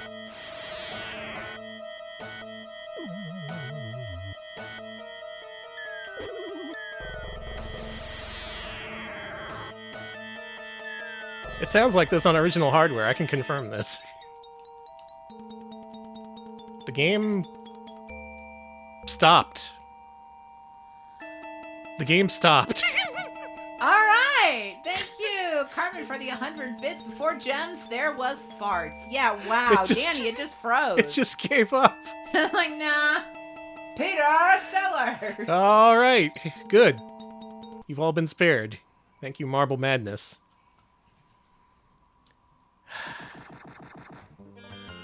Now we're talking. Yeah. Shit's about to get serious. It's November 1991. People on Genesis know what they want, and what they want is Pit Fighter. Believe it or not, it's from Sterling Silver Software, the people behind PGA Tour Golf, and at least one other game we've seen so far. And people do say this is the best console port of Pit Fighter, so they did their job. Thank you, K Plays, for the raid. Welcome, welcome. Hey, welcome. Thanks for the raid. What were you up to? We're playing Pit Fighter on Sega Genesis as part of our big showcase of US exclusive and US made Sega Genesis games. Getting towards the end of our project, but this is basically the first year of US releases. God, you are tiny. Yeah, the sprites had to be reduced in size by a lot to make this work on Genesis, but in terms of playability, it's pretty good. What I want to see is Pit Fighter 2, which was in development for Sega Genesis. There wasn't a Pit Fighter 2 arcade game. You know what they were going to do? They were going to make a Genesis exclusive Pit Fighter 2 featuring characters from Guardians of the Hood. Wow! That's just, it's too good. I really want that prototype to show up someday. And that's the best use for that those games' assets, because if they tried to port Guardians of the Hood, nobody would want to play that shit. Would you? No. My arcade literally had a Pit Fighter machine that they replaced with Guardians of the Hood when that came out, and no one played it. Except for me. I did play it a few times. But even back then I was like, wow, this sucks. This is awesome. Anyway, this is the console version to play if the arcade is not available to you. Do not play the Super Nintendo Pit Fighter. That's my warning to you. Got it. Only play it on Genesis. Damn, I'm kind of nice at Pit Fighter. Oh, sorry, lady. Is Pit Fighter your game? I think it is. I did rent this back in the day, and I played it a lot.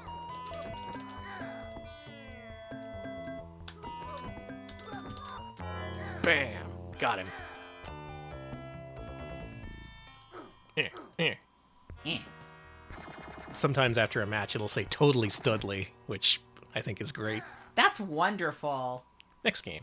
That's what I'm saying about Joe Montana. You're wonderful, Joe. I could look in your eyes all day.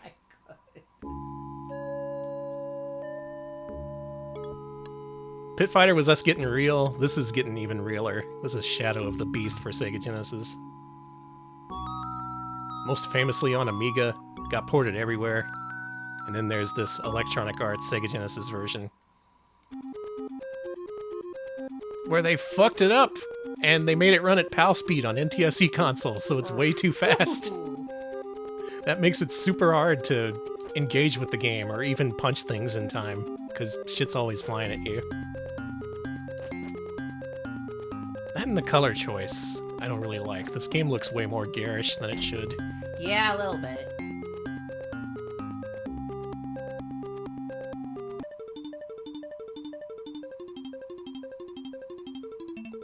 Inside a winding staircase, in a tree.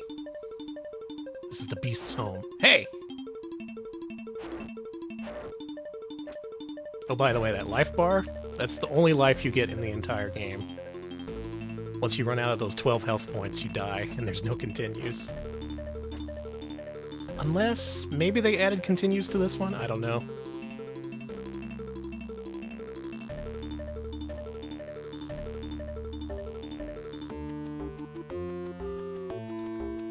I still kind of want to learn how to play this game. You wanna be a Shadow of the Beast gamer? It has a mystique to it, you know? It really does. This weirdly European vibe.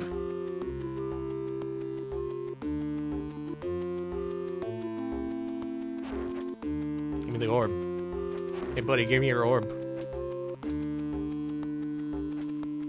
I want that orb.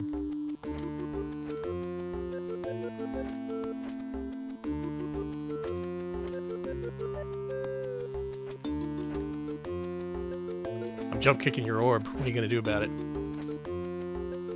Yeah, it's a very Blondie drop kick. The beast in general is pretty blompy. Mm-hmm. Oh, what a cool game. Someday I'll learn its secrets. That day is not today. Still, pretty good game to put on Genesis. It probably made a decent impact, even though people didn't have the context for it originally being an Amiga game. Play Shadow of the Beast and get annihilated. You might enjoy it. You just might. Just a few games left here. We're entering the end of 1991, and of course we have the Immortal. Lil Harvey is back, and he's pissed that you didn't buy Zany Golf, so he's going to kill you in various gory ways. Cool. Might be a good idea to move. What do you Okay. mean? Oh. You got eaten. It's one of those games where you can die in literally 1 second after starting the game. It's cool. And we have to get into at least one fight. I don't want to play too much of this because this is one of those games I eventually want to learn and do a full playthrough here on stream. But man, this game is so cool. God, I love that guy. Blah! Bonked right on the head! I want to get bonked on the head and have my head explode. Oh, you think Zany Golf is too family friendly? I'll show your ass family friendly. I'll explode a goblin right in front of you. That's Will Harvey talking.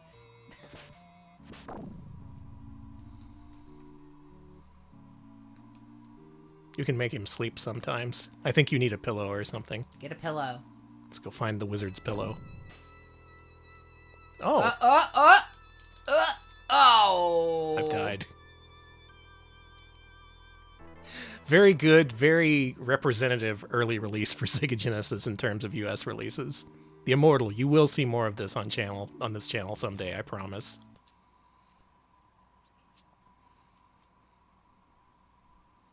So many EA releases. They pretty much dominated the Genesis back then. They really did. Uh-oh. Oh, boy. What? Cool. The game's not called Doomsday Laser. I forget what this is called.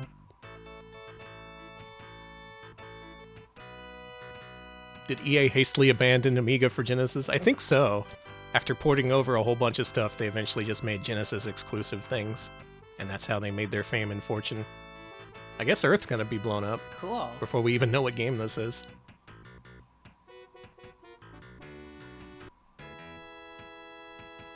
Buck Rogers! It's Buck Rogers! Oh man, how much you want to bet this is a fucking space simulator?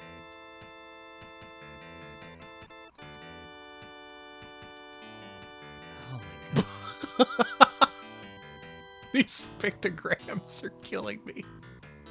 Who's this? Tinker. All right, we're a lady tinker. Let's roll those stats. That looks bad. That looks good. That looks great.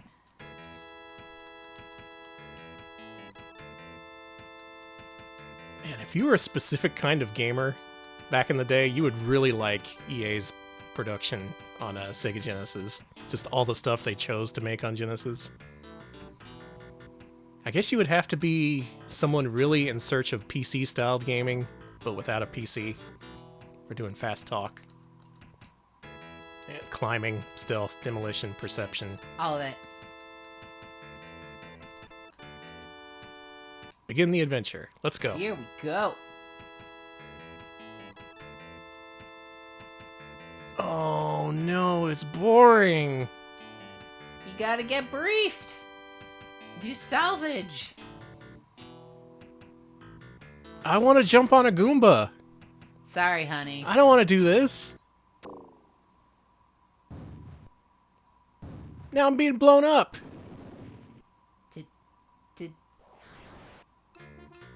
Oh, thank you, sir, for this game for the 50 bits. Apparently, this game's manual is almost 100 pages long. Delightful. Jesus Christ. I'm going to say it. That's Danny Kryptonite right there. I'm sorry. I'm an arcade gamer. I'm an action-oriented gamer. These space-style simulations don't really do much for me, but I do appreciate they exist for the people who want them. Mm-hmm. That's a cool guy.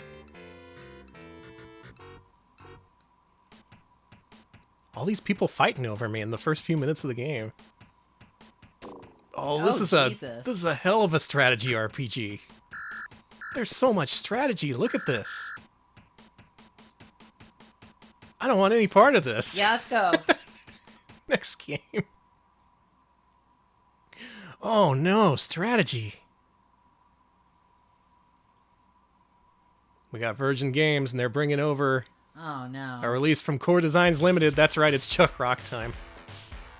I still like the dinosaur in the left side. At this point, American-made, or at least in this case European-made games on Genesis are no longer an anomaly. They are just part of the mainstream at this point. So everyone's jumping on board, including Virgin. And including Core Designs, who was previously an Amiga developer. And the way they start is with Chuck Rock, a game that I don't really like all that much, but it's okay. Hey, Chuck Rock fans, you gonna represent in chat? Chuck Rock fans, disagree with me if you will. The series peaked at Chuck Rock 2, Son of Chuck. I agree. I do think that's the best in the series. That's a great game. This first game is kind of doo-doo ass, if you know what I'm saying, but Kinda doo-doo ass, huh? a little bit doo-doo ass.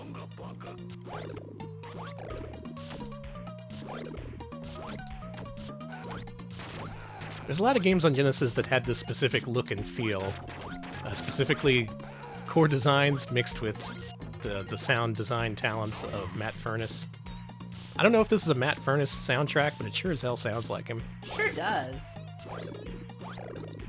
And I'd say that aesthetic is much preferable to the Electronic Arts Amiga ported aesthetic, which was just games ported over clumsily with really harsh soundtracks that kind of dared you to play them. This, I could see having an audience, even though it's Chuck Rock. Chuck Rock, he's, people like this guy. Do you like him?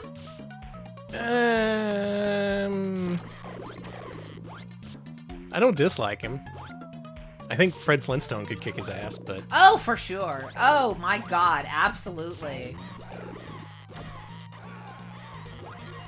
The game's just screaming at me now. I think Fred Flintstone could beat up a lot of cavemen. It's just screaming. Yeah, cavemen were hot in the 90s. Everyone was cave crazy. Everyone was screaming over the hot cavemen. Mm-hmm.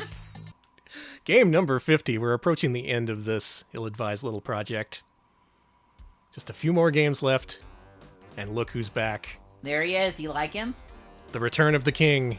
He was among the first 5 games we featured on this stream, and now he's back with Madden Football 92. Hey, I did another Genesis football game. Classic John Madden saying. Oh, Madden. Let's go with the all Madden. I think that was introduced in Madden 92. They also introduced things like different weather conditions, more plays. I think the teams have dedicated stats in this one. A lot of this carried over to Madden 93. This is where a lot of the series standards were established. Believe it or not, I played a little bit of Madden back in the day. I had Madden 93 for Genesis. I liked it a lot. You a Madden freak? Not a Madden freak. Okay. I fell off after literally one game, so... If I was a Madden freak, I would have played the last 30 years of Madden games. And look at that, there's crowd shots this time. You know what we gotta do. Fake field goal. Do it. They'll never see it coming. Come on, it's just Buffalo. Hey, look, we're totally gonna do a field goal. Psych. Whoops. Let's go big. Okay. Or go home. Thank you for the 50-bit Seraphis Kane. I was an NFL quarterback club freak. I chose poorly. Well, Oh man, there had to be some people who were into NFL quarterback club. That series lasted a little while. Oh, let's go. The crowd goes wild. Look at him go. Here in snowy Maddenville, where the all Madden team host their games. Hands. What are you doing with your hands? You'll see. Excuse me? I'm gonna throw the football.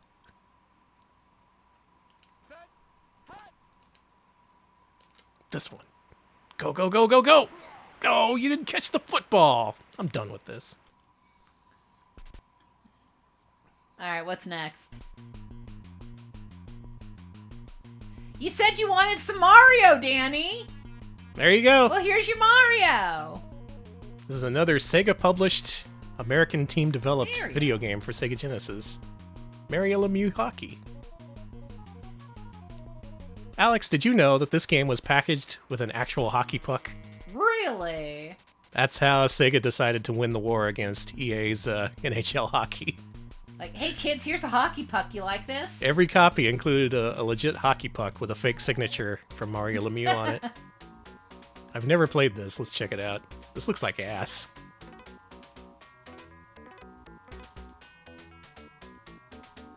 The music's I was ass. gonna say, the music ain't great. Wow, it's Mr. Teeth. It's like he's wearing those what do they call those? Those dental protectors, you know what I mean? Yeah. Yeah, he's wearing that, like a big white one. Oh, Sega. You maybe could compete with Joe Montana football, but you're not going to compete with this. This is questionable at best.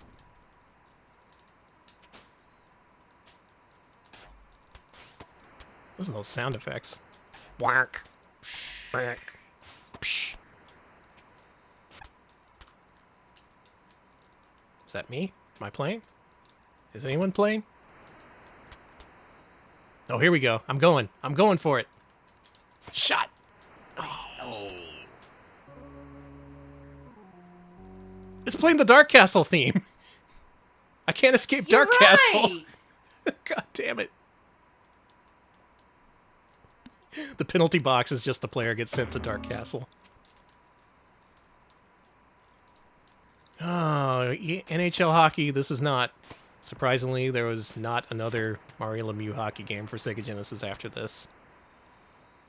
That's a shame. Sega knew that sports was big, but they weren't putting in the budget necessary to make a competitive hockey game.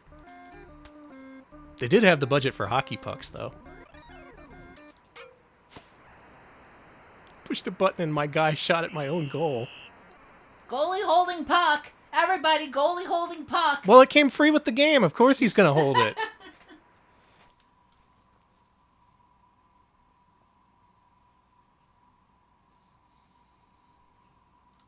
Arena is back. Bitmap Brothers. This is the final Arena game we're going to cover on today's stream. I figured we'd seen very little of them, so might as well throw in one last game. This is following up on Back to the Future 3, and what was that other game? I already forgot. Me too. Anyway, this is a fake sport that was huge on Amiga. Speedball 2 Brutal Deluxe, as it was called. Battle Master, yeah.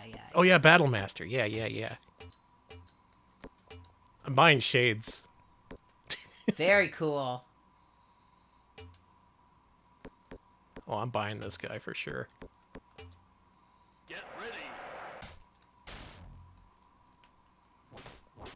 And this is how you do a fake sports game. All you do in this game is throw the ball around and punch the other guys. That's sports, baby.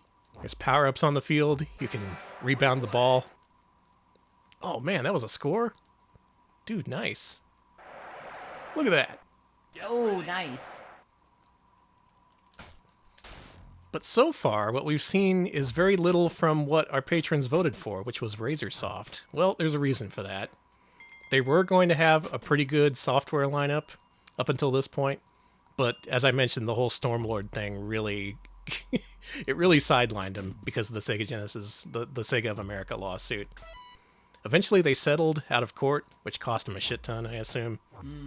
And it wasn't until much later, at the end of 1991, that their next release would come out after Stormlord. So let's play that. Okay. Finally, after endless delays... Oh, I know this game! After endless delays and a canceled prototype version from Electronic Arts, RazerSoft finally got the rights to release Mondu's Fight Palace, aka Slaughter Sport, on Sega Genesis. This was their big Stormlord follow-up. This is what they made people wait for. And this came at the end of 1991. We've also featured this before on stream as part of our Mega Drive Kusoge showcase. But boy, this game sucks out loud. Even compared to the first game we played, Budokan, I'd say that is a better fighting game than this. Oh, for sure. In this, at least, there's cheat codes that let you play as the other monsters, who are much more interesting than your default character, but if you try to play this legit, it is miserable. Whenever you stand up, you face away from your opponent. The AI is just on your ass constantly, Sure is. and it's doing shit like that. It punches you in the butt, which I think is disrespectful. Very disrespectful. And maybe if this was among the first couple dozen Genesis games released, as RazerSoft might have wanted to, maybe that would have made sense. But coming at the end of 1991, after all the games we just saw, plus after Sega of Japan's output, this does not look great. This is kind of an insult, if I'm being frank. What about all the RazerSoft devotees who stood there day one at Blockbuster wanting to rent Stormlord to see the naked fairies that were ruthlessly taken out of the game? What about the hardcore fans? This is what you give them after all this?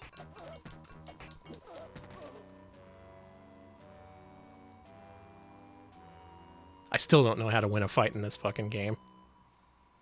Sorry, honey. Someday I gotta play the C64 version, which is apparently better. It's also for DOS. Are there any Mondu's Fight Palace fans who can confirm that one version is better than the other?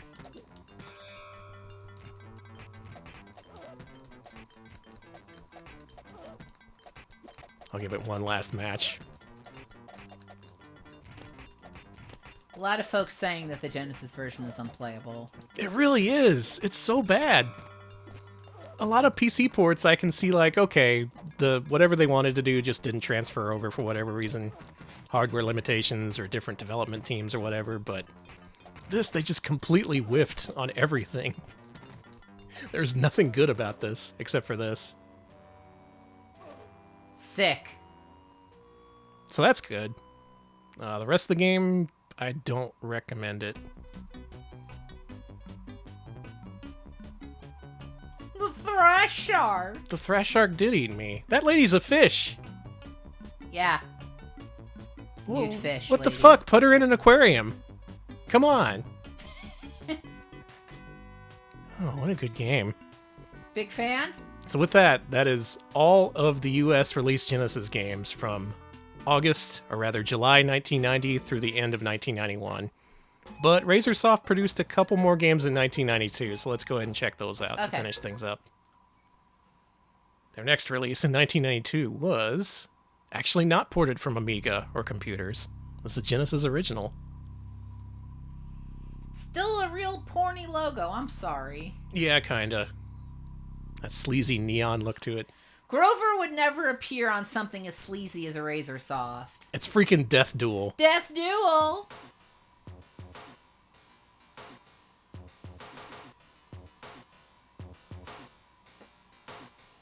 I'm grooving.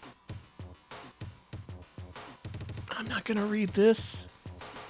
I got a stream to do. I can't be reading. Once again, Punk Development, the future Iguana Entertainment, had to do this one, knowing that their parent company was fucking things up legally.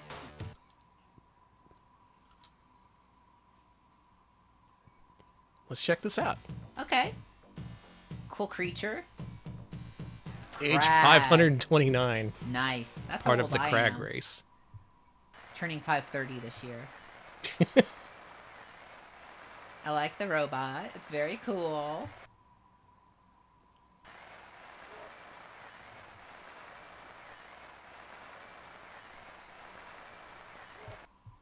That was so poorly done. Yeah. Why did they have to draw nipples on her?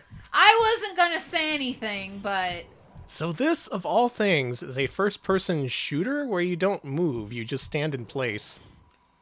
And you blast away at these creatures who have various parts of their body that can come off if you shoot them. This was billed as being a very gory game. And it is. Get over here. Get over this way. So as you fight these creatures in the game, their limbs and wings and legs fall off and stuff. It's pretty grody. oh, that is gross. There's also some kind of cover mechanic, which I think is kind of interesting, but also this game is just really grody and Head fell strange off. and not so good. It's still alive, but the head fell off. That's pretty cool. See, no head. Man, what do I do if... Oh, the worms eat the body parts that fall off. Okay. Oh, yeah, there we go. Thank you, Carmen, for the 100 bits. It's like Pacific Rim, but 25 years too early and 25 times worse. A little bit, a little terrible. Pretty much. Yeah. Let's fight one more guy. So once again, RazerSoft fulfilling their promise of adult-oriented content, that being games with a lot of gore and not much else. Wait, this is a bonus level? This is goofy. This is kind of my first time playing this. I've seen this before on Kuso Grande, which isn't a good sign. No. Game wasn't very well liked when it came out, and it kind of cemented the fate of RazerSoft. They had good ideas, games with gore and boobs in them, but for whatever reason, they just couldn't make it work. Oh, we have a qualify meter. We have to do this. I have to do well at this. Okay. Okay, All right, we you did it qualified. good. You thank- absolute hero. Oh, boy. Is the game over sequence of this amazing?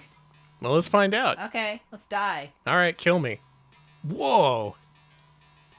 Don't buy anything, just exit. this, Mom looks, loves me. this looks like something from a Bloodlust software game. God, this game is so grody.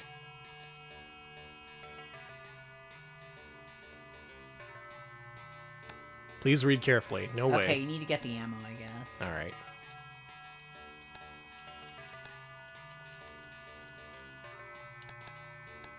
Touch my monkey, it says. You can't actually do that. All right, here we go. Thank you, Sneakernets, for the 50-month resub. Got anything for 50? No, but thank you. Thank you so very much for the... Thank you for the big 50. It's time to lose at Death Duel. You also have to save your money to repair your damn robot. All right. Get owned. All right, kill me. Do it. They're not even hitting you. This guy sucks. This guy's missing a lot. Come here, you. Certainly, you can destroy us. What do you do when they get out of your range like this? I can't move further to the right. They just get free hits on you, I guess. I guess. Well, it appears we're at a stalemate. One that you can easily win if you wanted to. Can we go over here? You're not gonna... Okay. Alex, this game is stupid. Is it good? This is not the kind of game you want to bet your whole company on. Yeah. It's interesting, at least. Not anything I want to spend money on. And not anything I even rented back then. And I rented fucking Stormlord. What if I use all my ammo? You've also got, like, if time runs out, you can die too, so... Oh, okay, good. Got 17 seconds. Can you survive? This guy knows the strat, which is getting outside my range of being able to fire. All considered, it's a pretty good strat.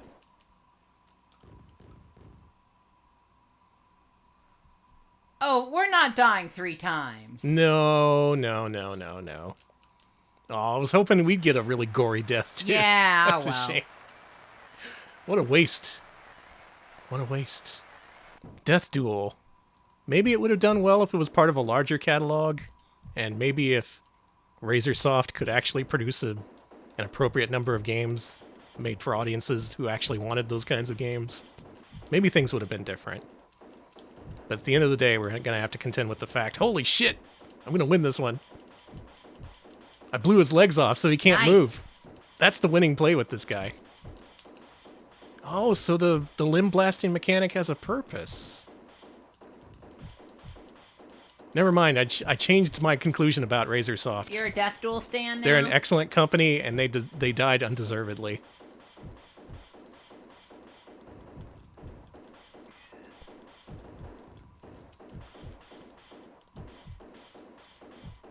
Unless I'm going to lose, in which case I hate them, and they deserve to die. Just the head. You got this.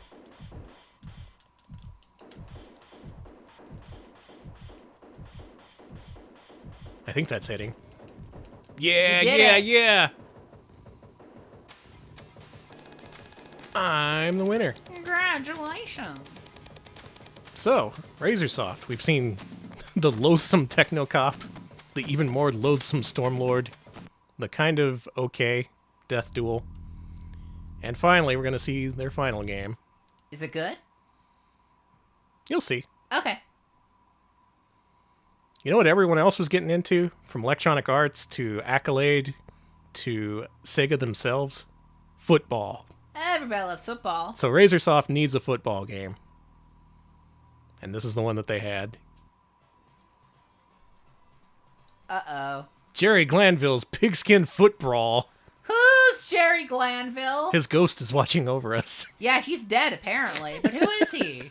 Never heard of him before. Is he real or did they make him up? He was in the ads for this. He was a coach or something. Okay. He was in the ads for this saying this was a real rough and tumble Graphics by Melanie Spaghetti. take no prisoners game. So he did the work in promoting this. But actually, this is a port of Midway's Pigskin 621 AD from arcades. This was the football equivalent of their own arch rivals, but this is medieval themed. Why did they put his name on this? Because he's been around since medieval times. Come on, he's a 1,000-year-old sports coach. He was the Falcons coach. Okay. Are we playing Pigskin? No experience needed? Or Pro Pigskin, which is experienced players only? Pigskin, which is brutal, relentless, often fatal, the toughest game you'll ever play? Or Pro Pigskin, which is even worse?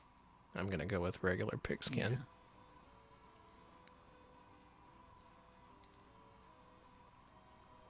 Cool. This is how we played things back in the 600s. Mm-hmm. So they had the right idea, capitalizing on football, because all the other developers we saw today eventually did that, with the exception of Arena. As to whether this was the right game to do that with, I don't know.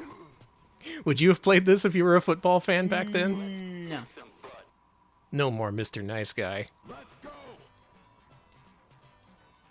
I'd say, even in terms of midway football games, this wasn't that great. This was right before High Impact and Super High Impact, which definitely were the preferred games over this. I never hear anyone ever talk about this game, not even big arcade heads. Why didn't they did they do a caveman football during this time, Danny? I don't think they did. Bullshit. They should have. That's easy money. I guess this is technically barbarian football in a way, but... Also, it's not much like football at all. Yeah, no, not there's at no, all. There's no play calling, there's no downs. You just... Well, it's foot brawl. It's different. Yeah, Jerry Glanville's Pigskin Football. It's his special brand of football that he would do. If real-world players could get into cartoon brawls with big clouds of dust.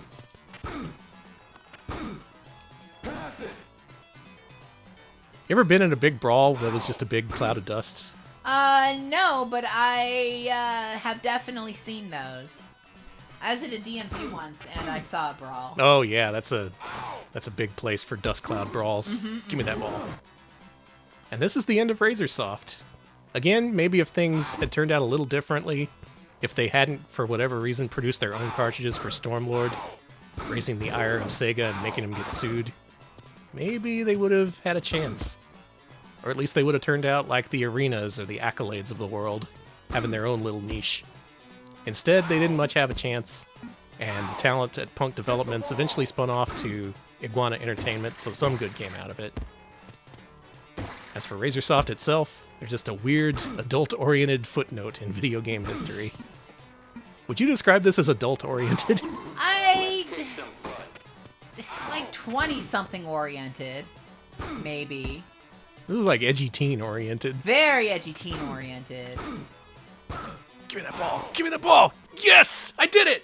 You foot brawled. I pigskinned! Let's go! I've never scored a goal in this game. That's a major accomplishment. Congrats. Oh, you can tell your team to do different things, like in the upper left. You can tell them to have a bad attitude or to get ball. Oh, okay. That was my mistake. I didn't have them set to get ball, so they weren't getting the ball. That'll do it. Pass it, pass it. Oh, you fuck. Also, to my knowledge, the only ever port of this game, which makes the sports endorsement even stranger. Yeah. Yay. Was there anything else like this back then where a sports guy got a really strange endorsement deal on a game that had very little to do with the actual sport? I guess Bill Lambert's Combat Basketball. Huh? Yeah, that one. This is better than that. I'll give him that much. Damn, I'm kind of nice at this. Let's go! We're doing a man-to-man defense. Am I better at this than Madden? A little bit. I've kind of had better results. Madden didn't have cartoon cloud brawls. That was the problem. Alright, this is our wrap-up. If anyone has anything else to say about Punk Developments or RazerSoft, let your voice be heard now or forever hold your peace. Because we're probably never going to play these games ever again. Unless I decide to do a Death Duel 1cc for some reason. You should. I've always been fascinated by them. I'd only ever played a couple of their games, but honestly, Stormlord was enough to put me off of them forever.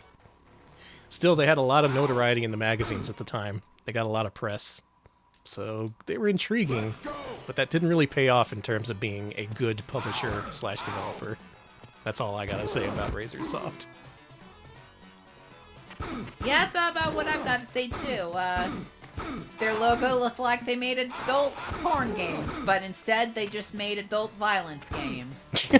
That's a big difference between adult porn games and adult violence games. You gotta have your niche. And they did, and they suffered for it. The end. That's it. I'm done. That's all the RazerSoft games I can play. That's all the US-made, US-published Sega Genesis games I got. You have now seen the first 55 games released in North America for the Sega Genesis that were made by Americans. For whatever that's worth. Now you have a better perspective on things. You sure do. Some of those were okay. Then again, there was stuff like Dark Castle and all those fucking strategic simulator games. The military simulators were actually pretty cool, if kind of impenetrable. Didn't really have any way to play those, but it was pretty cool to pilot a tank or an aircraft or whatever. Yeah. I feel more worldly now, knowing more America-centric games. So that doesn't really make a lot of sense at all, but I do know more about games that I've never played before. I'm happy with that. And you're educated. And I'm educated. I have a bigger brain, because that's how that works. And we're done. Finished. Thanks to all our patrons who voted for RazerSoft this week. I don't know what the results would have been like if people had voted for Riot Systems. It would have been a very different stream, but this one I feel like has a good variety of games, often underrepresented in terms of games that are streamed here on Twitch. So maybe you saw something interesting. Maybe you saw something you want to check out. That's what it's all about, just loading up games and going, what the fuck is this? And having a good laugh. And having a good laugh. Yeah. Yeah. Alex, why don't you wrap us up while I look for a raid target? We are on Patreon if you'd like to support us directly. Patreon.com/RetroPals. Pitch in $5 a month. You get a vote on when we play every Wednesday. This week you voted for RazerSoft, and we gave you enough RazerSoft to make you puke. You gotta check your kids' Halloween candy for RazerSoft.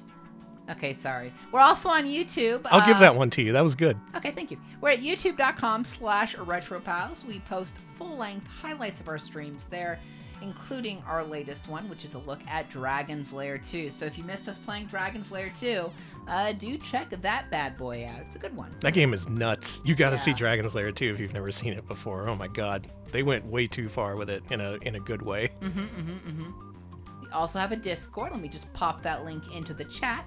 At our Discord, you can talk about games, talk more about the streams, or post your cats, which we love. We love your other animals, too. Your dogs, your lizards, your rats. We love your rats. A lot of good cats lately, and rats. Good work, everybody. Thank you. All right, we're going to leave you with Dot Level, who is doing a Platformageddon catch-up. It looks like she finished up Hook for Sega Genesis, and now she has to beat Legend of Kage for NES. That's a hell of a game. I only recently beat that on my solo channel, and that's a hell of a challenge, so good luck to her. All right, enjoy that. Have a good rest of your evening. We'll see you later. Thanks for watching. See ya, folks.